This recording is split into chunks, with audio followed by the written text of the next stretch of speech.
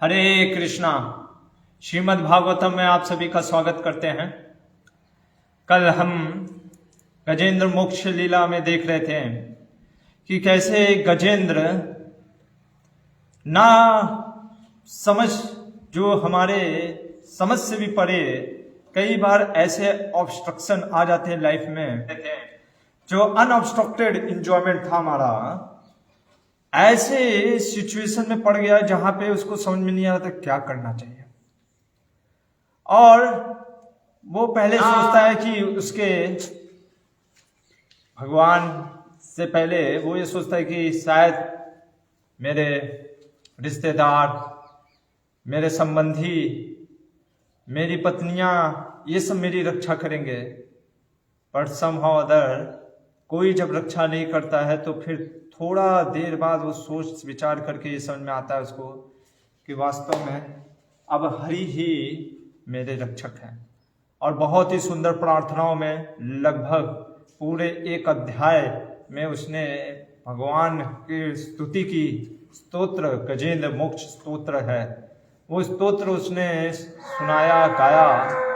और उसको सुनने के बाद भगवान क्या प्रकट होते हैं या नहीं होते हैं, आज से हम यहाँ पे प्रसंग स्टार्ट करते हैं। सर्वप्रथम अपने आचार्य का और गुरु शिष्य परंपरा का आश्रय लेते हैं। और आज एक बहुत ही अद्भुत प्रसंग भी देखेंगे भगवान का, कि भगवान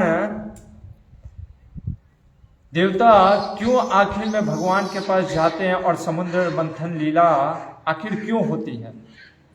और सर्वप्रथम उसमें जो कालकूट जहर निकलता है वो भगवान शिव के अलावा और कोई क्यों नहीं पिया। क्या कृष्ण या विष्णु सक्षम नहीं थे? इन सारी चीजों को हम देखने का प्रयास करेंगे आज के श्रीमद् भागवतम के प्रसंग में। तो आइए श्रीमद् भागवतम में प्रवेश करते हैं गुरु शिष्य परंपरा का आशीर्वाद देते हुए।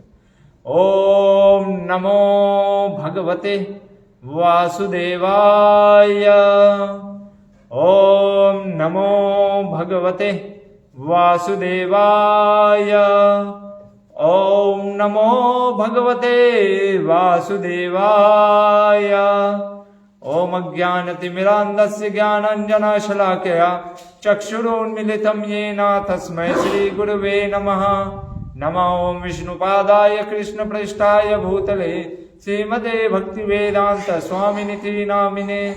नमस्ते सरस्वती देवी गौरवाणी प्रचारिणे निर्विशेष शून्यवादी पाश्चात्य देशतारिणे। जय श्री कृष्ण चैतन्य प्रभु नित्यानंद श्री अद्वैत गदाधर श्रीवासादि गौर भक्त वृंद। हरे कृष्णा कृष्ण कृष्ण हरे हरे, हरे राम राम राम हरे हरे। हरे कृष्णा। तो डे 58 और अद्भुत आज का प्रसंग है। आज भगवान क्या गजेंद्र के जो उसने स्तुति की, भगवान की अद्भुत स्तुति की, उन स्तुतियों को सुनने के बाद क्या होता है इधर, तो यहां पे सुखदेव गोस्वामी 8वां स्कंद अध्याय 3 और श्लोक संख्या 30, जब सुखदेव गोस्वामी कहते हैं कि गजेंद्र ने निर्विशेषम, वो निर्विशेष भगवान, क्योंकि उसको समझ में नहीं आ रहा था, हाथी के योनि में था। और एक प्रकार से, क्योंकि तमोगुण का हाथी जो होता है, जानवर जो तामसिक में, उस प्रभाव के कारण कुछ समझ में नहीं आ रहा था कि मैं किसकी गुणगान, मैं किसका गुणगान कर, कौन है सुप्रीम। तो वो शिव जो उसने सुना था। देखिए कई बार क्या होता है, लोग पूछते हैं कि हम भक्ति करते हैं प्रभु जी, तो क्या पिछले जन्म का जो भक्ति है, जो सारा जैसा हमारा जो सोच है वैसे ही एज इट इज रहता है। देखिए हम भक्ति करते हैं, जैसे प्रहलाद महाराज के बारे में भी हमने सुना। प्रहलाद महाराज पहले ही से भक्त थे, लेकिन उनको फिर भी ट्रेनिंग में जाना पड़ा। नारद मुनि ने उनको मंत्र दिया ऐसा नहीं होता है कि हमने भक्ति कर लिया है तो इसका मतलब कि हमको कोई ट्रेनिंग या कोई गुरु की आवश्यकता नहीं है। नहीं, हाँ, आपका भक्ति में पहले से अगर किया है तो भक्ति में दिलचस्पी होता है, भक्ति करने की इच्छा होती है, लेकिन फिर भी ट्रेनिंग चाहिए होता है। तो यहाँ पे क्योंकि हाथी था, अभी उसको कौन बैठा करके ट्रेनिंग देगा, और इसलिए, और पूरा मदमस्त था, अभी तक तो पूरा एकदम झुंड में नहा रहा था, अपने बच्चों स्त्रियों के साथ रह रहा था। लेकिन जब घड़ियाल जो मगरमच्छ ने उसके पैर को पकड़ लिया और 1000 साल युद्ध चलता रहा, फिर भी जब युद्ध में वो विजय नहीं प्राप्त कर पाता, तब वो स्तुति किया। और स्तुति करते वक्त उसको ये नहीं समझ में आ रहा था, यहाँ पे शब्द सुखदेव गोस्वामी कहते हैं कि वो परम पुरुष का तो वर्णन किया, लेकिन उसने नाम नहीं लिया कि वो भगवान नारायण, भगवान विष्णु कौन है परम पुरुष। और जब यहाँ पे हम देखते हैं ब्रह्मा, इंद्र इत्यादि ये सब देवी देवता ऊपर से देख रहे होते हैं कि ये 1000 साल से परेशान है, फिर भी देखिए ब्रह्मा इंद्र आए नहीं बचाने के लिए। अभी कई लोग प्रश्न करते हैं ऐसा क्यों प्रभु जी ब्रह्मा इंद्र क्यों नहीं बचाने आए। पहला चीज हमारे आचार्य कहते हैं इसलिए नहीं बचाने आए क्योंकि वो कह रहे थे कि अरे ये तो हमको बुला ही नहीं रहा है ना। जैसे हम मान लीजिए यहाँ पे हमारे गुरुकुल के बच्चे हैं, हम तिलाराम प्रभु को कहें तिलाराम प्रभु, और तिलाराम प्रभु को तो इसका मतलब मैं तिलाराम प्रभु को बुला रहा हूं। या मान लीजिए मैंने नाम नहीं लिया, मैं कहूंगा वो छोटा सा बच्चा ऐसा है, तो सब लोग समझ जाएगा हाँ क्लास में टॉपर है, तो क्लास का टॉपर। अभी जैसे मैं कहूंगा क्लास का टॉपर आओ, तो अब सनी नहीं ना आएगा कि सनी प्रभु नहीं आएंगे, कहेंगे ओ चलो हम ही चल जाते। नहीं, वो जानते कि मैं हूं ही नहीं टॉपर, तो मैं क्यों जाऊं। तो उसी तरीके से सारे देवी देवता सोच रहे थे हम परम पुरुष है ही नहीं ना, हम परम पुरुष होते तब ना हम जाएंगे, लेकिन हम परम पुरुष है नहीं, इसलिए वो नहीं जाते हैं। लेकिन कुछ हमारे आचार्य कहते हैं कि जैसे श्रील प्रभुपाद जी ने वर्णन दिया है इसमें भी, कि ये सोच रहे होते हैं डेमी गॉड्स की, यार ये तो गजेंद्र तो परम पुरुष को बुला रहा है, भगवान को बुला रहा है, हम तो भगवान है नहीं। ठीक है, देखते हैं भगवान आते हैं क्या, देख लेते हैं, इतना आसान थोड़ी ना है भगवान आना।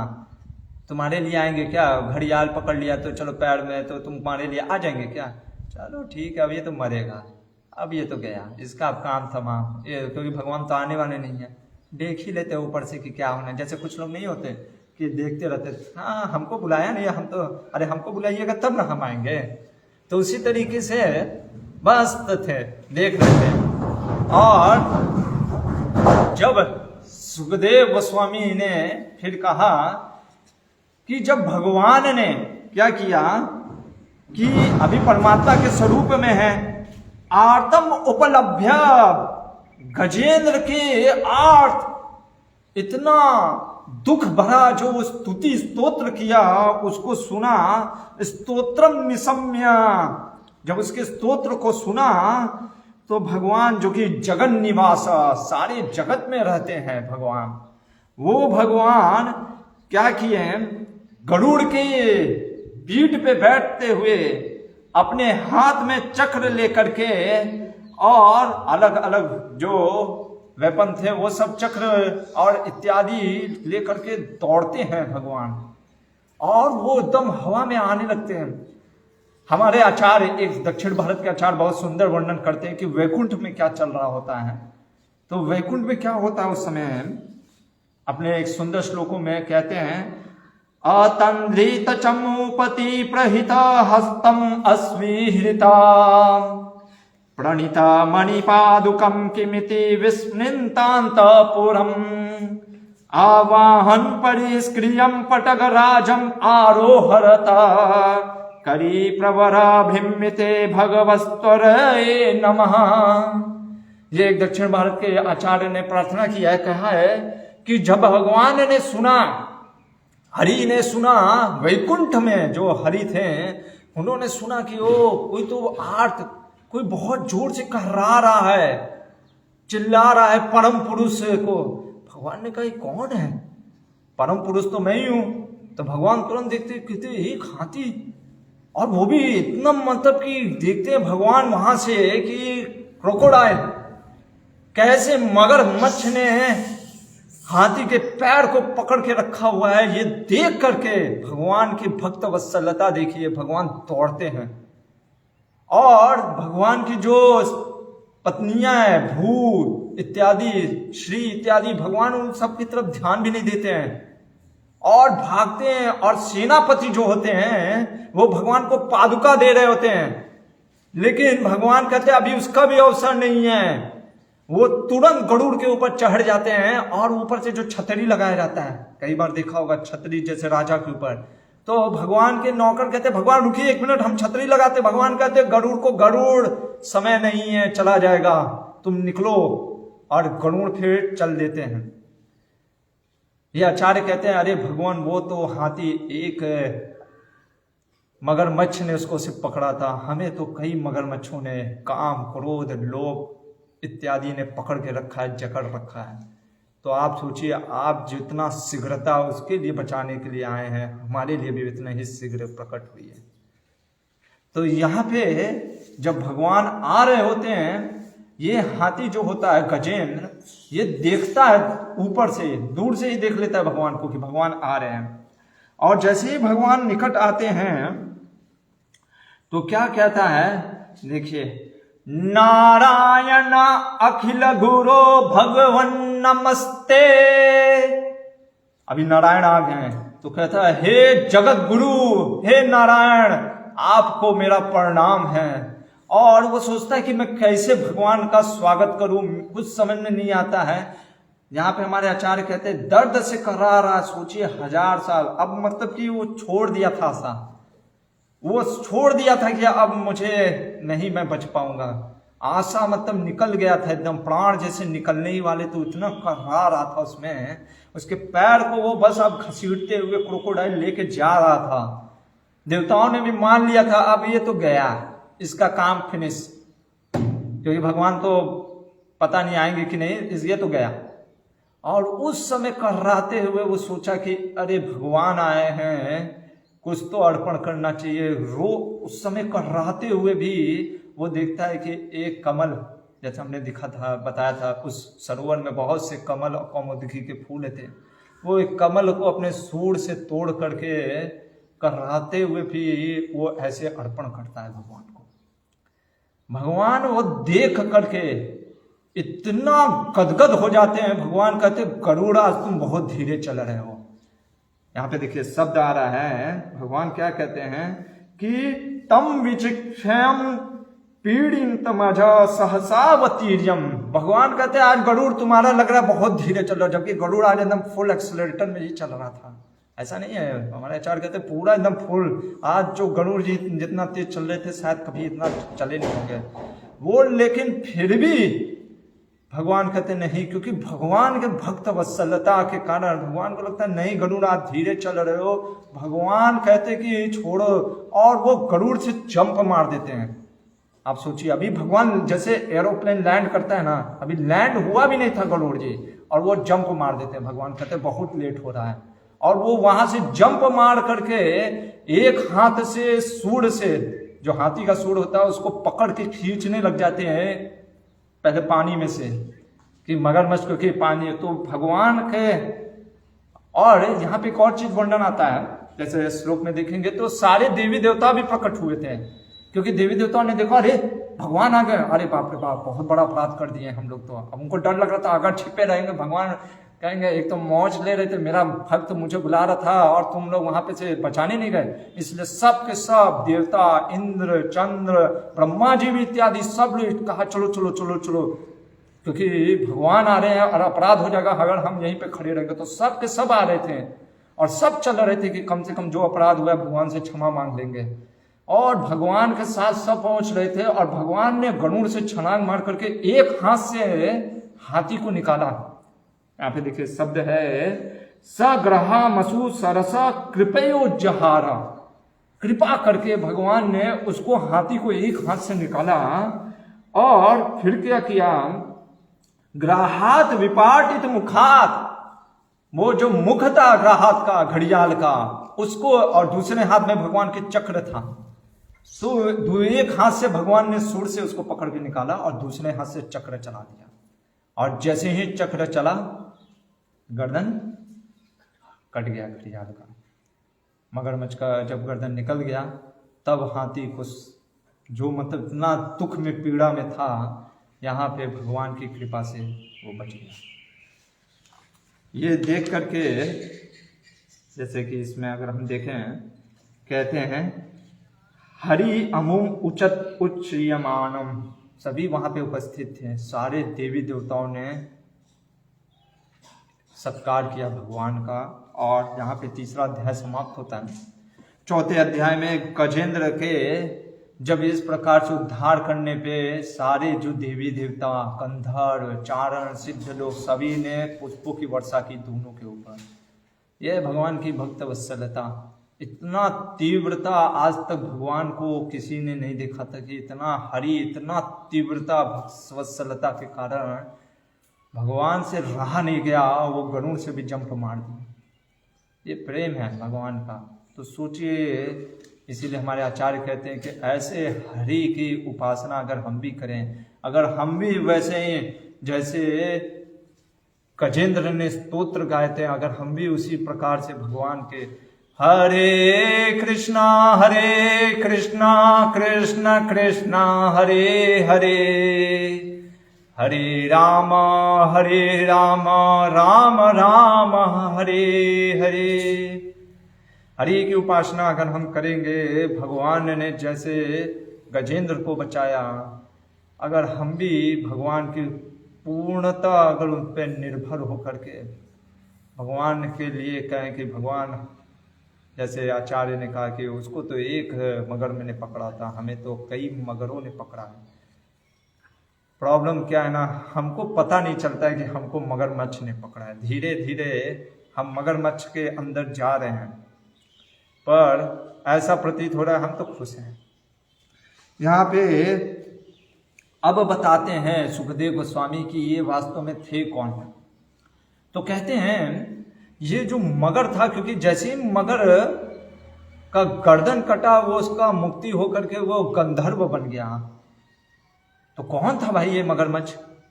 तो कहते हैं सुखदेव गोस्वामी परीक्षित महाराज को कि ये जो मगर के रूप में था, ये वास्तव में हु करके एक गंधर्व हुआ करता था, बहुत ही सुंदर था।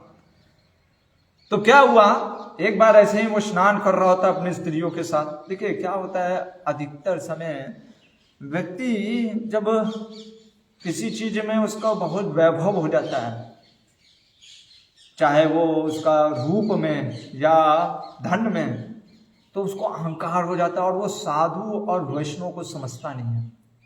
तो वो ऐसे ही नहा रहा होता है स्त्रियों के साथ, और वो देखता है कि जो देवल ऋषि होते हैं वो जा रहे होते हैं। तो जैसे कई बार हम साधुओं को भी लोग कहते हैं, अरे टकलू कहाँ जा रहा है, या शिखा को देख करके कहते हैं शिखा खींचते हैं। या कई बार लोग कहते हैं, अरे कहाँ जा रहे हैं पंडित जी सुबह सुबह। उसी तरीके से वो देवल ऋषि का धोती पकड़ के खींचने लग गया और उसको खसीट दिया, कहाँ, पानी में। देवल ऋषि ने कहा, तुम्हें इतना ये नहीं पता कि कैसे साधुओं की सम्मान करना चाहिए, क्योंकि गंधर्व था, उसको लगा कि हम तो गंधर्व हैं, ऊपर से रूप था, उसके ऊपर धन्य था। तो इसलिए देवल ऋषि ने श्राप दे दिया कि जाओ तुम मगर के जैसे, क्योंकि मगर के जैसे खींचा था ना, मगर जैसे खींचता है वैसे तुम मगर हो जाओ, हाथ मगरमच्छ बन गया। तो इधर हु को जब थोड़ा सा जब आदमी दंड देता है तब उसको समझ में आता है कि क्या चीज है, तो वो फिर क्षमा मांगने लग गया। और फिर क्योंकि ऋषि जो होते हैं वो हमेशा दयालु होते, कृपालु, उन्होंने कहा चूंकि तुम मगर रहोगे फिर भी भगवान की असीम कृपा के कारण तुम्हारा भगवान स्वयं मुक्ति करेंगे। सोचिए, इसीलिए साधु संग झगड़ा भला, कहावत है कि साधु के साथ अगर झगड़ा भी करना तो साधु के साथ करो, क्योंकि वो आपका भला ही करेगा। तो ये साधु जो देवल ऋषि का श्राप भी उसके लिए वरदान हो गया, नहीं तो कभी क्या गंधर्व लोक में वो देख सकता था भगवान को, कभी नहीं। लेकिन आज भगवान उसी का उद्धार करने के लिए आ गए। और गजेंद्र का क्या हुआ? गजेंद्र सारूप्य मुक्ति, जैसे ही गजेंद्र भगवान ने उसको पकड़ा था और निकाला था, उसके बाद देखिए गजेंद्र क्योंकि भगवान के हाथों का स्पर्श होने के कारण तुरंत चतुर्भुज जो विष्णु दूत के रूप में प्रकट हो गया, पीताम्बरी जो उसके धोती हो गए और एकदम भगवान के जैसा सारूप्य मुक्ति मिल गया। क्योंकि गजेंद्र ने प्रार्थना भी की थी कि भगवान मेरे को नहीं बचाइए, मेरे को आपके धाम जाना है, आपके वैकुंठ प्राप्त करना है, इसलिए भगवान ने उसकी इच्छा को पूर्ण कर दिया। और यहाँ पे कहते हैं कि हमारे श्रील प्रभुपाद जी कि भगवान का स्पर्श, अरे सोचिए ये जो अर्च विग्रहों की हम सेवा करते हैं या किसी प्रकार से कोई अगर अपने गुरु के माध्यम से ये भागवत को सुनता है, भागवत का श्रवण भी करता है, तो ये भी उत्तम है और ये भी हमें भगवत धाम प्राप्त कराने वाला है। इसलिए ऐसे ही तत्परता से जैसे अपने मन वचन से छू लिया था गजेंद्र ने भगवान को, गजेंद्र ने पहले मन और वचन से, हमारे आचार्य कहते पहले मन और वचन से उसने बुलाया था भगवान को, इसलिए भगवान ने उसके साथ रेसिप्रोकेट वैसा किया। तो हम भी अगर जब श्रवणम करते हैं तो पूरी तत्परता से जब भगवान के दिव्य कार्यकलापों को सुनेंगे तो अद्भुत उसका रिजल्ट मिलेगा। और अब सुखदेव गोस्वामी बताते हैं कि ये जो इंद्रद्युम्न कौन था गजेंद्र, तो कहते हैं कि पूर्व जन्म में ये दक्षिण भारत के पांड्य देश के एक राजा थे, राजा इंद्रद्युम्न नाम था इनका। और चूंकि अपने जो राज्य व्यवस्था उन्होंने पुत्र को दे करके त्याग दिया था, तो फिर उन्होंने एक जटा धारण करके तपस्या में लग गए थे। और तपस्या कहाँ करते थे? मलयगिरी पर्वत में उनका एक ऋषि का बना करके वहां पे मौन व्रत धारण करके सिर्फ और सिर्फ तपस्या में लगे रहते थे। तो एक दिन क्या हुआ कि अगस्त्य मुनि अपने 3 शिष्यों के साथ वहां पे पहुंचे। उन्होंने देखा कि राजा अपना तपस्या में लगा हुआ है, उन्होंने स्वागत नहीं किया ब्राह्मण का। उन्होंने कहा अरे इतना धूर्त हो गया है, इसको समझ में नहीं आता, एकदम डल माइंडेड हो गया, जाओ तुम्हें मैं श्राप देता हूं कि वास्तव में तुम हाथी हो जाओ। हाथी के, क्योंकि हाथी जो होता है साइज बड़ा होता है पर अकल कितना होता है, इतना नहीं बड़ा होता है जितना उसका शरीर बड़ा होता है। जैसे कई बार नहीं कहते तुम बड़े तो हो गए पर तुम्हारी अकल छोटी ही है हाथी के जैसे, तो वैसे ही तो कहते कि तुमको इतना सम्मान नहीं करने आता कि कैसे ब्राह्मणों की सेवा की जाती है। यहाँ पे हमारे जीव गोस्वामी बहुत सुंदर चीज बोलते हैं, कहते हैं कि जैसे कोई प्रश्न कर सकता है भाई वो तो भगवान के में मग्न लगे थे, तो ऐसा क्या ब्राह्मण को इतना क्या तेज या ये चीज की कितना उनको ऐसा उनको दुख क्यों लगा? तो हमारे जीव गोस्वामी क्या कहते हैं यहाँ पे जैसे श्लोक अगर देखे 11वां और 12वां में कि लिखा है दृष्टम तत् उपाधार्यन। जब अगस्त्य मुनि ने श्राप दिया ना इंद्रद्युम्न महाराज को और वो दे करके वहां से चले गए, तो इंद्रद्युम्न महाराज कोई विचलित नहीं हुए। तत् दिष्टम मतलब कि उन्होंने सोचा कि हाँ मेरे पुराने जो कर्म थे और तत् उसके कारण मुझे श्राप मिला, उपधार्यम मानते हुए। यहाँ पे श्रील प्रभुपाद वही चीज कहते हैं तत्तेनुकंपम सुसमीक्षमानो, कि जो भक्त होता है, जो वैष्णव होता है, वो समझता है कि कुछ तो भगवान का नियोजन है। क्योंकि देखिए कोई चीज भी चांस से नहीं होता है, जो कि बाहर के लोग जो समझते हैं कि हर चीज चांस से होता है, भगवान का भक्त समझता है जीवन में कुछ भी हो रहा है वो चांस से नहीं होता है, देयर इज समथिंग, भगवान का कुछ तो है। अगस्त्य मुनि ने क्यों श्राप दिया? हमारे आचार्य जीव गोस्वामी कहते हैं क्योंकि इंद्रद्युम्न महाराज ने एक वैष्णव का अपराध किया। अभी देखिए भक्ति रसामृत सिंधु में आपने पढ़ा था कि एक चीज बोलते हैं रूप गोस्वामी हमारे, क्या कहते हैं कि अगर आप अर्चना कर रहे हैं, डीटी वर्शिप कर रहे हैं और कोई वैष्णव छोड़िए कोई एक साधारण व्यक्ति भी आता है, ठीक है, और कोई उसको रिसीव करने वाला नहीं है, तो कहा गया है कि इवन दो उस समय भी आप भगवान से परमिशन ले करके और उसके स्वागत में, और यहाँ पे तो अगस्त्य मुनि थे, ब्राह्मण थे, तो यहाँ पे वो समझाना चाह रहे थे अगस्त्य मुनि की ब्राह्मण जो होता है ना, जो भगवान, इसीलिए भगवान जो साक्षात भगवान तो हर जगह, भगवान हर के परमात्मा के हृदय में है, उसका स्वागत करना चाहिए वैष्णवों का। और अगस्त्य मुनि ने कृपा किया, जीव गोस्वामी ने कहा कि क्योंकि अगर वो श्राप नहीं देते हैं, वास्तव में ये श्राप भगवान का नियोजन था कि जिससे कि ये इंद्रद्युम्न महाराज तुरंत उसी बहुत जल्दी भगवान के पास आ जाए। अगर श्राप नहीं देते तो जो वैष्णव को तिरस्कार करने का जो अपराध लगता है, उसके कारण से वो कई योनि में भटकते रहते हैं। इसीलिए कई बार हमारे यहाँ जीव गोस्वामी कहते हैं कि अगर कोई वैष्णव का अपमान करता है, अपराध करता है, और वैष्णव उससे क्रोधित हो गए और उसको श्राप या कुछ दे देते हैं, तब समझो कि वो आपके ऊपर कृपा है। पर प्रॉब्लम क्या होता है, लोगों को ये लगता है कि वो कृपा नहीं, अकृपा हो रहा है। वैष्णव अगर आपके ऊपर क्रोधित होकर के श्राप दे रहा है या दंड दे रहा है, तो आप समझो कि कृपा है, आप बच रहे हो, आपके सारे बहुत पुण्य पाप पुण्य कट रहे हैं।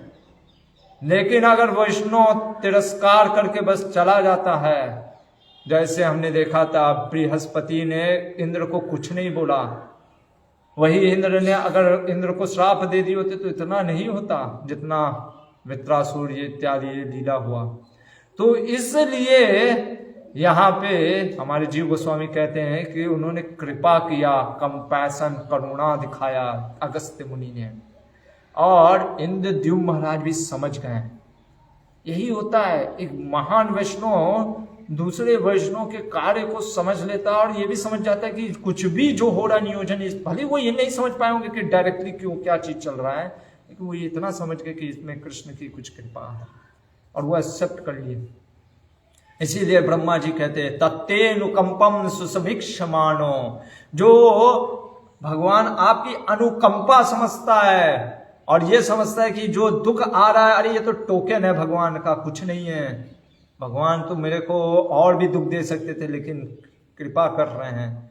तो वो वास्तव में क्या होता है, दया भाग, आपके दया का पात्र बन जाता है वास्तव में वो भगवत धाम जाने के। क्योंकि उसने वैकुंठ का मतलब क्या होता है, कुंठ मतलब कि द्वंद्व का जगत नहीं है, वो जो अपने जीवन में जितना द्वंद्व को कम करता चला जाता है, वो वास्तव में वो निर्द्वंद इस जगत को प्राप्त करने का अधिकारी हो जाता है। और यहाँ पे जब अगस्त्य मुनि ने इस प्रकार से कर्ष किया और इंद्रद्युम्न ने कर्ष का वेलकम किया, तो जो गजेंद्र थे जो कि इंद्रद्युम्न के रूप में, वो भगवान के साथ उसी प्रकार से गरुड़ पे भगवान जो बैठ करके आए थे उसी गरुड़ से चले जाते हैं, और ये गजेंद्र जो कि इंद्रद्युम्न बने थे वो भी भगवान के धाम को चले जाते हैं।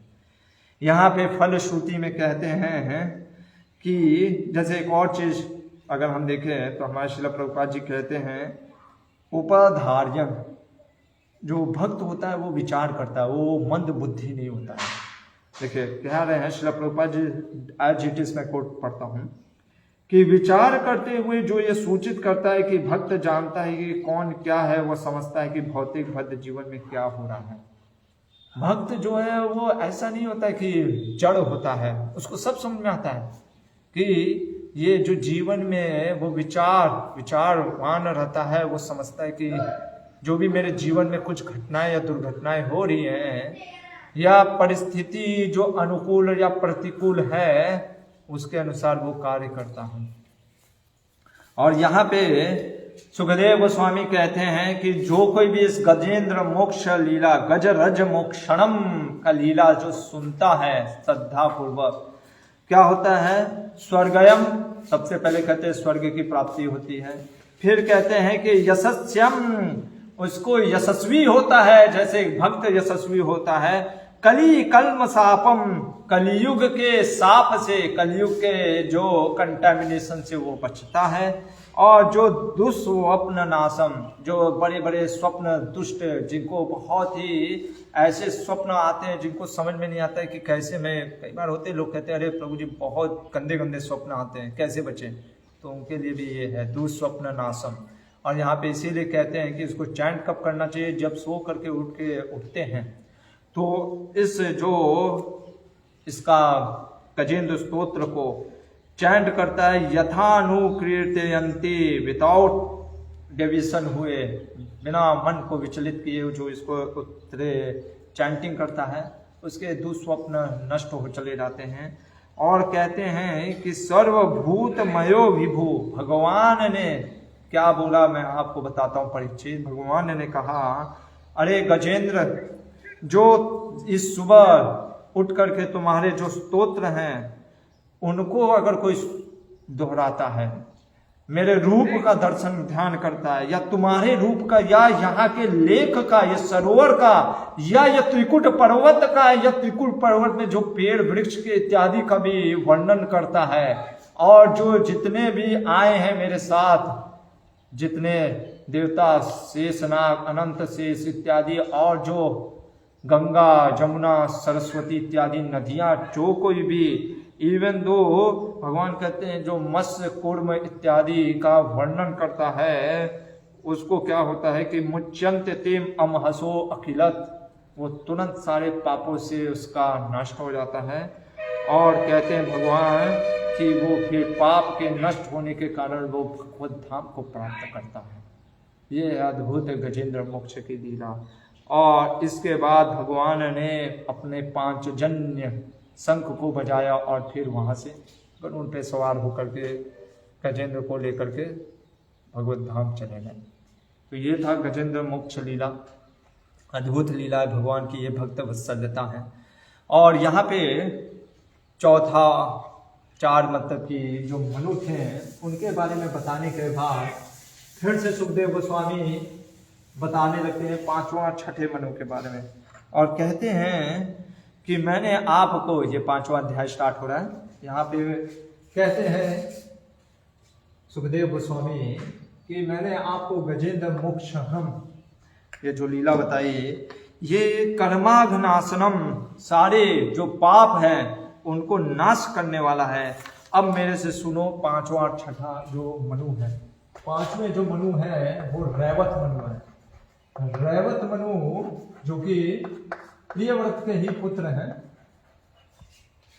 और प्रियव्रत महाराज के, और इस समय देव जो देवता थे वो कौन थे? भूतार्यस।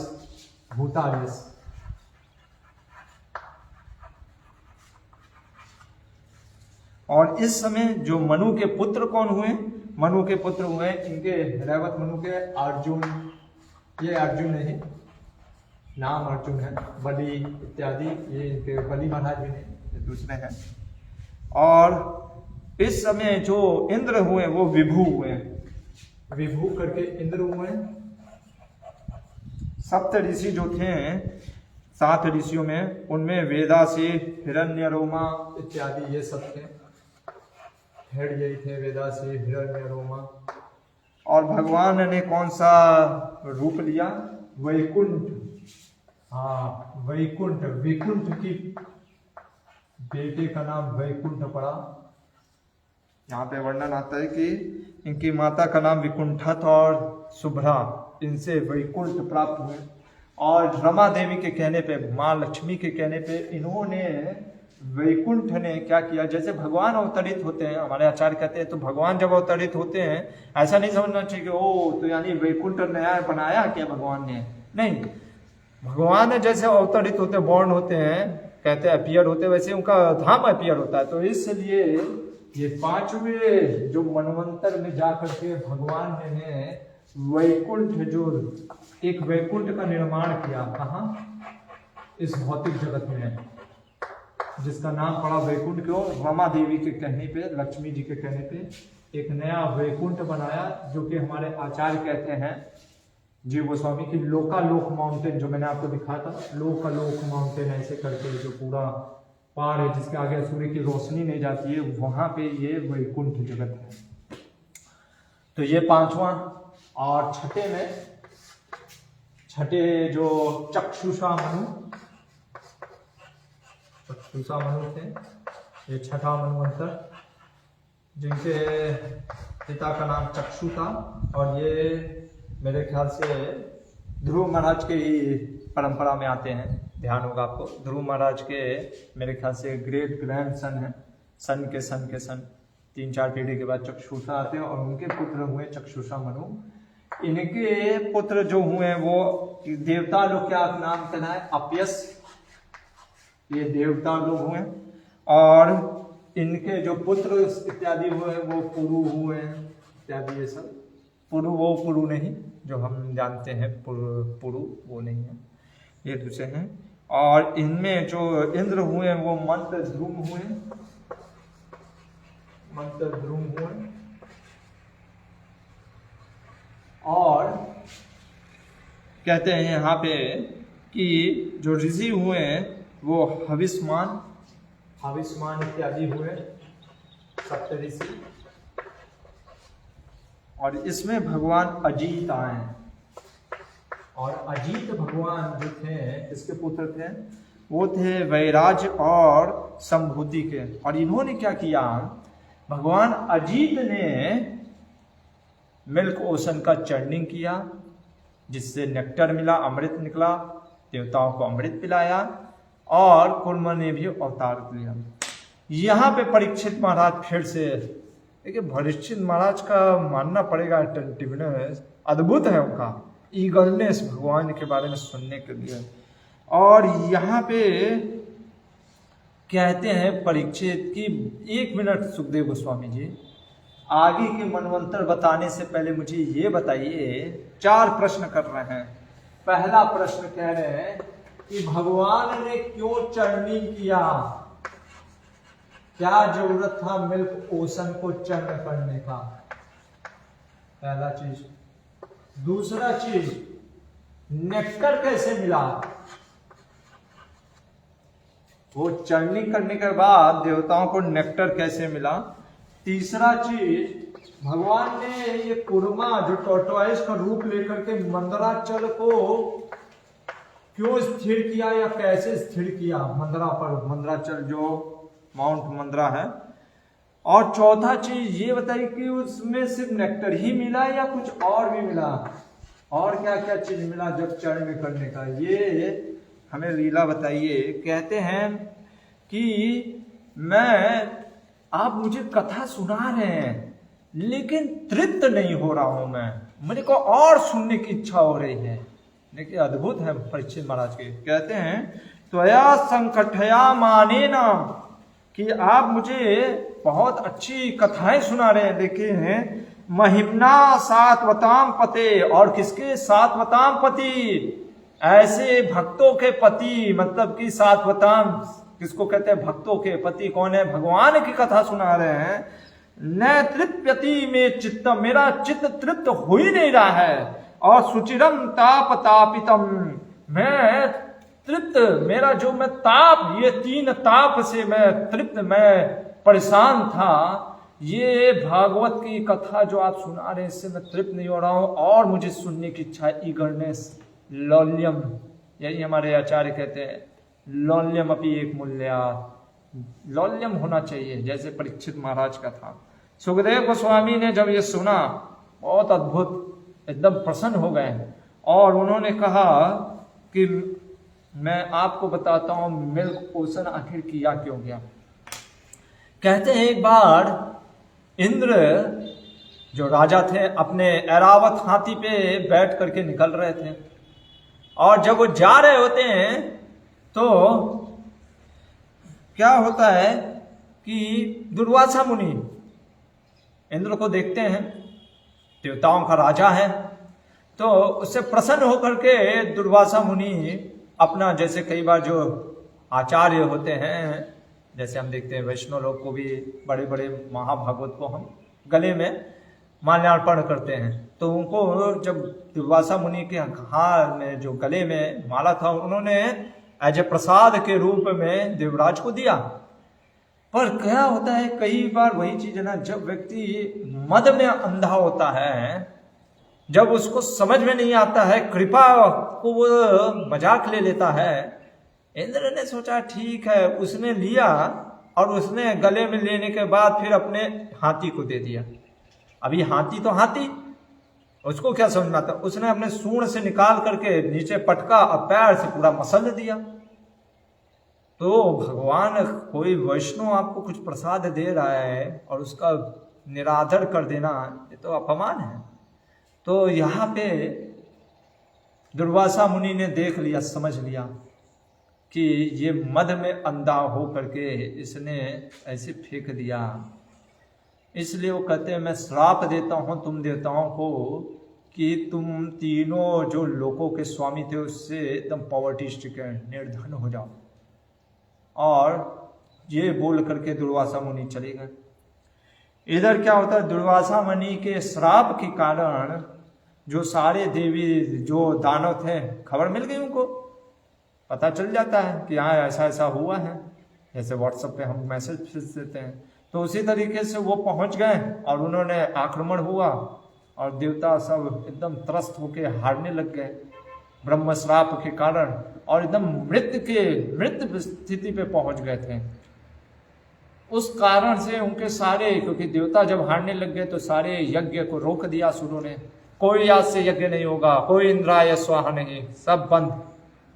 और क्या हुआ, फिर सारे देवता इंद्र, वरुण इत्यादि सुमेरु पर्वत के ऊपर गए। माउंट सुमेरु हमने देखा है, उस सुमेरु पर्वत पे जहाँ ब्रह्मा जी का लोक है, ब्रह्मलोक में जहाँ पे ब्रह्मा जी का ऑफिस भी है, तो वो ब्रह्मा जी के ऑफिस में गए और ब्रह्मा जी से प्रार्थना करने लग गए कि आप ही अब हमें कुछ करिए। ब्रह्मा जी ने देखा और थोड़ा सा ध्यान लगाया और फिर वो मुस्कुराने लग गए, क्योंकि वो समझ गए थे कि इसका क्या इलाज कौन कर सकता है, भगवान स्वयं कर सकते हैं। इसलिए उन्होंने कहा कि हमें भगवान विष्णु के पास चलना चाहिए। और ये कह करके सारे जो ब्रह्मा शिव इत्यादि सारे देवी देवता थे वो चलने लग गए भगवान के पास। और भगवान से प्रार्थना करना से पहले कहते हैं, बोलते हैं कि देखो भगवान जो है इम्पार्शल नेचर है भगवान का। भगवान ऐसा नहीं है कि वो इसके साथ ऐसा करेंगे इसके साथ ऐसा करेंगे। क्यों? क्योंकि भगवान सभी को प्रोटेक्ट करते हैं, सभी को। और भगवान के ही कारण से कभी रजोगुण आगे बढ़ता है, कभी सतोगुण, कभी तमोगुण। रजोगुण में वो क्रिएशन होता है, तमोगुण में डिस्ट्रक्शन होता है, सतोगुण में पालन। तो चूंकि अभी सतोगुण का समय है और चूंकि आप देवता सतोगुण के प्रतिनिधित्व करते हैं, इसलिए हम भगवान से प्रार्थना करेंगे कि आपको पर कृपा करें। और इसलिए सारे लोग, ब्रह्मा जी सारे लोगों को लेकर के वो श्वेत द्वीप के पास जाते हैं, जो वही श्वेत द्वीप जो वैकुंठ है ना, ये श्वेत द्वीप में ये जो वैकुंठ है जहाँ पे इन्होंने बनाया भगवान वैकुंठ ने, तो वहाँ पे हमारे आचार्य कहते हैं सारे लोगों को ब्रह्मा जी लेकर के गए और प्रार्थना करने से पहले प्रार्थना करना आरंभ करते हैं। और क्या कहते हैं, क्योंकि अदृष्ट स्वरूपाया, भगवान को इतना आसानी से कोई नहीं समझ सकता। हमें ऐसा नहीं सोचना चाहिए कि इंद्र या ब्रह्मा जब भी प्रार्थना करते थे भगवान प्रकट हो जाते थे। नहीं, भगवान कई बार बस अपनी ध्वनि से ही बताते। इसीलिए हमारे श्रील प्रभुपाद जी यहाँ पे कहते हैं सीइंग इज हियरिंग। कई बार जो वेदों में यहाँ पे कहते हैं स्वयं ब्रह्मा जी की श्रुत पूर्वाया, मैंने जो श्रुतियों से सुना है आपके गुणगान किए हैं, मैं उस गुणगान को करता हूँ, क्योंकि आपका दर्शन पाना इतना कोई आसान नहीं है। ऐसा नहीं है कि भगवान का सोचिए, ब्रह्मा इत्यादि लोग कह रहे कि दर्शन पाना, और हम सोचते हैं कि हम भगवान क्यों प्रकट नहीं होते हैं। और कहते हैं कि इसलिए स्तुति जो कि देवे भी गृभी, वेदों में जो वर्णन दिया है, शास्त्रों में जो वर्णन दिया उसके अनुसार हम आपकी स्तुति करते। नहीं, हमारा ऐसा नहीं कि मूड कर रहा चलो आज भगवान को जींस पैंट या ये पहना देते जगन्नाथ जी को। नहीं, ऐसा नहीं है। जैसा शास्त्रों में या अपने मन से कुछ भी वर्णन कर रहे, शास्त्रों में जैसा भगवान का वर्णन आता है वैसे ही स्तुति कर रहे हैं। और कहते हैं कि सबसे पहले ब्रह्मा जी क्या कह रहे हैं, कह रहे भगवान आपका जो आपको मन, पहले ब्रह्मा जी कह रहे मन बुद्धि से तो हम आपके ऊपर पहुंच ही नहीं सकते, तो फिर प्रार्थना क्यों करना का। नहीं करने का। इसलिए क्योंकि भगवान के मन बुद्धि से नहीं पहुंच सकते, पर भगवान बहुत ही अचिंत्य हैं और कृपालु हैं। आप कभी भी सनातन हैं, ऐसा नहीं कि चेंज होते हैं, चेंजलेस हैं। और कहते हैं हर के हृदय में, जैसे गुफा में कोई रहता है, हमको पता नहीं चलता है कौन है केव के अंदर, वैसे ही आप हृदय रूपी गुफे में रहते हैं और कहते हैं मैं सबसे पहले आपको प्रणाम करता हूं। और भगवान आप तो सर्वज्ञ हैं, सब कुछ जानने वाले हैं कि जीव क्या सोचता है, जीव क्या बोलना चाहता है। भले ही हम मन बुद्धि वाले हैं, लेकिन आप तो मंद बुद्धि में नहीं है। आपका तो रूप जो है वास्तव में आप एक प्रकार से तमोगुण से प्रभावित नहीं होते हैं। ऐसा नहीं कि हमारी तरह की आप भी सो जाते हैं, नहीं, कहते कि आप तमोगुण से प्रभावित नहीं होते। और वास्तव में आपका जो रूप है, वो शरीर, वो निर्गुण है। और कहते हैं जैसे संसार चक्र, अगर ये मान लीजिए ये चक्र है, पहिया है, इस संसार चक्र का जैसे सेंटर होता है, वो हब कौन है? आप हैं। और कहते हैं कि जो 15 जो तीलियां जो होती हैं, जैसे पहिया में तीलियां, स्पोक्स जिसको कहते हैं, वो क्या है? वो हमारे 10 कर्मेंद्रिया, 5 कर्मेंद्रिया, 5 ज्ञानेंद्रिया और जो 5 वायु होती हैं हमारे शरीर में, वो है 15। कहते हैं कि जो इसके पहिए के नेस जो होते हैं, वो क्या है? सतोगुण, रजोगुण और तमोगुण हैं। और कहते हैं जो रिम्स, 8 प्रकार की जो रिम्स हैं, वो क्या है? इसके भौतिक जो मटेरियल जो पृथ्वी, अग्नि, वायु, आकाश, जल, मन और क्या बोलते हैं, मन, बुद्धि, अहंकार, ये 8 जो इसके क्या हैं? रिम्स हैं। कहते हैं भगवान आपका तो योगी लोग कैसे, जो कि योगियों में योगी कैसे भगवान की स्तुति करते हैं, एक मत होकर के, ऐसा नहीं कि आज कर रहे हैं कल नहीं कर रहे हैं, एक मत होकर के भगवान के रूप का ध्यान करते हैं कि वो गरुड़ पे जो सवार है, यानी गरुड़ से भी परे हैं, जो प्रकृति से परे, जो अंधकार से परे हैं, ऐसे भगवान का ध्यान करते हैं। और कहते हैं कि भगवान आपकी माया को तो कोई नहीं पार कर सकता सिवाय आपका, जब तक कोई सरेंडर नहीं होता, शरणागति नहीं लेता है। इसलिए हम आपको क्या समझ सकते हैं? कोई नहीं समझ सकता भगवान को, अचिंत्य है। और इसलिए भगवान को नहीं समझ पाने के कारण, क्योंकि भगवान के रूप का वर्णन करना इतना आसान नहीं है, इसलिए वो देवता लोगों को बताते कि कैसे भगवान का मंद बुद्धि जो होते हैं, जो भगवान के रूप को नहीं समझ सकते, उनके लिए पहले यूनिवर्सल फॉर्म, विराट रूप में स्तुति करते हैं। क्या कहते हैं? आपके जो चरण हैं, ये धरती जो है आपके चरण के जैसे है। ये धरती क्यों? क्योंकि धरती में हम देखते हैं कि जीवों को रहने का अवसर मिलता है, वैसे ही आपका चरण सबके लिए शेल्टर है। ये जल, ये वास्तव में वीर्य है आपका, जैसे प्रवेश, ताकत आता, वीरता आती है, वो ये जल पीने से, ये वास्तव में हम जीवात्मा का हम बढ़ते हैं। चंद्रमा जो कि आपके मन को प्रदर्शित करता है, और यही चंद्रमा से हमको रस मिलता है सब्जियों और फलों में। अग्नि जो फायर है, वो आपके मुख है वास्तव में, क्योंकि इसी जैसे अग्नि में जो आहुति देते हैं, वो वास्तव में भगवान के मुख हैं। और कहते हैं यही अग्नि हमारे पेट में क्या होती है? पाचन क्रिया, पचाने में कार्य करती है। सूर्य भगवान के आंख के जैसा है, क्योंकि यही सूर्य से हम सब कुछ देख पाते हैं। वैसे ही भगवान है, ये सूर्य के आंख उनकी सूर्य है। हवा, प्राण, जो प्राण वायु होती है, कहते कि जैसे हवा, जैसे कि कई बार हम जो चीज बहुत कॉमन होता है, हम उसको कई बार नजरअंदाज कर देते हैं। जैसे हवा को कई बार क्या हम सोचते हैं कि हवा क्या ले रहे हैं, गिनते क्या नहीं ब्रीदिंग को। लेकिन जब कोरोना वायरस का कहर पड़ा तो लोगों को पता चला कि वो जो हम ब्रीदिंग लेते हैं उसका कितना इम्पोर्टेंस है। तो कई बार जो चीज़ हमको हमेशा अवेलेबल रहती है उसकी इम्पोर्टेंस को हम समझते नहीं हैं, वो हम सोचते कि वो चलेगा। तो यहाँ पे प्राण, और कहते हैं भगवान के कान से क्या चीज़ निकलता है, डिफरेंट डायरेक्शन उत्पत्ति होती है, उत्पन्न होता है।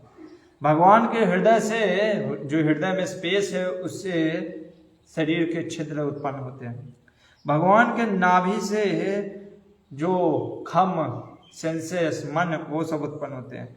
भगवान का जो पौरुष, स्ट्रेंथ है उससे इंद्र प्रकट होते हैं। भगवान का जो उत्साह है उससे देवता प्रकट होते हैं। भगवान का जो क्रोध है वो रुद्र निकलते हैं। भगवान का जो बुद्धि है वो ब्रह्मा को उत्पन्न करता है। भगवान के जो होल है, बॉडी में जो होल है उससे वेद निकलते हैं। भगवान के जो लिंग है उससे प्रजापति निकलते हैं, जिससे कि वो प्रजाओं का वो पुत्रों को उत्पन्न कर सके, सृष्टि को बढ़ा सके। भगवान के छाती से श्री प्रकट होती हैं। भगवान के जो छाया है उससे पितृलोक उत्पन्न होता है। भगवान के यहाँ से आगे के पार्ट से, वहाँ से धर्म निकलता है, पीछे के पार्ट से अधर्म निकलता है। भगवान का जो सिर है वो स्वर्गलोक इत्यादि हेवनली प्लैनेट है। भगवान जो इंजॉयमेंट करते हैं वो अप्सराएं हैं। भगवान के मुख से ब्राह्मण, भगवान के हाथ से क्षत्रिय, भगवान के पेट से वैश्य और भगवान के चरणों से शूद्र प्रकट होते हैं। भगवान का अपर लिप क्या है, वो अफेक्शन है। भगवान का लोअर लिप क्या है, ग्रीड उत्पन्न होता है। भगवान के नोज से, नासिका से बॉडी का लस्टर निकलता है, तेज निकलता है। भगवान के टच से क्या काम उत्तेजना उत्पन्न होती है। भगवान के आईब्रो से यम उत्पन्न होते हैं और भगवान के आईलिड से समय। ये सारे चीज़ों का वर्णन करते हैं और कहते हैं कि भगवान वास्तव में ये जो प्रकृति 24 जो तत्वों से बनी हुई है, कई लोग कहते हैं कि ये जगत मिथ्या है, पर कुछ जो होते हैं वो समझते हैं कि आप इस जगत से परे हैं, ये प्रकृति आपकी माया है। और कहते हैं कि आप कभी भी अटैच नहीं रहते इस जगत में, आप आते हैं पर इस जगत में स्वराज्य लाभ प्रतिपूर्ण आत्मनि, आप आते हैं लेकिन कभी भी ऐसा नहीं कि आपको कुछ चाहिए, आप सेल्फ सेटिस्फाइड रहते हैं। और कहते हैं इसलिए भगवान हम आपके शरण में आए हैं, क्योंकि भगवान कहें अच्छा तुमको क्या चाहिए, मैं तो सेल्फ सेटिस्फाइड रहता हूँ पर आप लोग को क्या चाहिए। तो वो कहते हैं कि भगवान सर्वप्रथम हम आपका दर्शन करना चाहते हैं। कैसा दर्शन? हम आपके उस रूप का दर्शन करना चाहते हैं जो आप नए नए अलग अलग अवतार में आते हैं। देखिए भगवान दोनों हैं, इम्पर्सनल भी है, पर्सनल भी है। तो हो सकता है कि भगवान पूछे कि कैसा इम्पर्सनल रूप में मेरा दर्शन देखना चाहते हो, बस मेरी ध्वनि, या पर्सनल? कहते कि नहीं, हमें आपका पर्सनल रूप देखना जो भक्तों को बहुत प्रिय लगता है। और कहते हैं कि अरे भगवान, हम ये भौतिक जगत में हम देखते हैं लोग इतना मेहनत करते, प्रयास करते हैं, कई बार फल मिलता है, कई बार कुछ नहीं मिलता है, लेकिन आपका भजन में कभी भी ऐसा नहीं होता है कि निष्फल जाता है। इसलिए आपके डिवोशनल जो एक्टिविटी में इतना पावर है कि अगर कोई थोड़ा सा भी नावम कर्म कल्पोपि विपल्लयेश्वरा पिता कल्पते पुरुषस्यैव सहे आत्मा दयितो हिता। कि कोई अगर हल्का सा भी कार्य करता है, किसी भी प्रकार से कार्य करता है, तो भगवान बहुत ही आनंद देने वाला चीज है। और कहते हैं कि सिर्फ यही नहीं, वास्तव में विष्णु आपकी सेवा करने से सभी लोग बेनिफिट होते हैं। जैसे जड़ में पानी दिया तो पेड़ के हर एक चीज को नरिशमेंट मिल जाता है, वैसे आप जड़ हैं, हर चीज के रूट हैं। और कहते हैं इसलिए नमस्तुभ्यम अनंताय दुर्वेद कर्म्यात्म कर्मणे निर्गुणाय गुणेशाय सत्वस्थाय च संप्रतम। हे भगवान, आपके रूप, आपका जो कार्य है वो अचिंत्य है, वो समझ में नहीं आता है कि आप क्या करना चाहते हैं, क्योंकि आप हमें दर्शन देंगे या नहीं देंगे ये आपके ऊपर है। ऐसा नहीं कि भगवान को हम फोर्स कर सकते कि अभी आपको हमने इतना कार्य, इतना प्रशंसा की, इतनी सेवा की, तो हमें आपको दिखाना ही पड़ेगा। इसलिए आप तो वास्तव में तीनों लोकों से, तीनों गुणों से परे हैं और सुप्रीम कंट्रोलर हैं। और पर हमारी बस यही इच्छा है, क्योंकि आप ही पैशन, रजोगुण से मेरे से क्रिएशन कराते हैं, शिव जी से डिस्ट्रक्शन कराते हैं। लेकिन अभी इस क्रिएशन और डिस्ट्रक्शन का समय नहीं है भगवान, अभी तो गुडनेस का समय है और देवताओं का पालन करने का समय, इसलिए कृपा करके देवताओं की रक्षा करिए। यहाँ पे जब ब्रह्मा जी ने इस प्रकार से स्तुति की, तो छठे अध्याय में सुखदेव गोस्वामी कहते हैं कि ब्रह्मा जी के स्तुति करने पे वहाँ पे भगवान जो थे अजीत हरि, वो वहाँ पे प्रकट हो गए जैसे 1000 सूर्य के समान, और सारे देवी देवताओं को कुछ नहीं दिख रहा होता है, क्योंकि अचानक से जैसे लाइट का गंध आ जाए, अचानक से 1000 सूर्य प्रकट हो जाए तो कुछ दिखेगा, चकाचौंध, जैसे हम आँख खोलते कई बार नींद से तो कुछ भी नहीं दिखता है, वैसे पूरा धुंधला था, कुछ नहीं समझ में आ रहा होता है। भगवान इतना रूप में, ऐसा अद्भुत उनका रूप होता है। ऐसा नहीं सुनना चाहिए ओ भगवान का रूप 1000 जो सूर्य के समान था तो डिवॉइड था, नल था, निर्विशेष था, नहीं, निराकार नहीं था। और यहाँ पे फिर ब्रह्मा शिव इत्यादियों ने रूप उनको देखा, और देखते हैं क्या रूप है, देखिए वर्णन है भागवत में। कई बार लोग बोलते हैं कि आप ऐसे ही भगवान की पूजा क्यों करते हैं। हम कहते हैं कि शास्त्रों में वर्णन है कि भगवान का रूप कैसा है।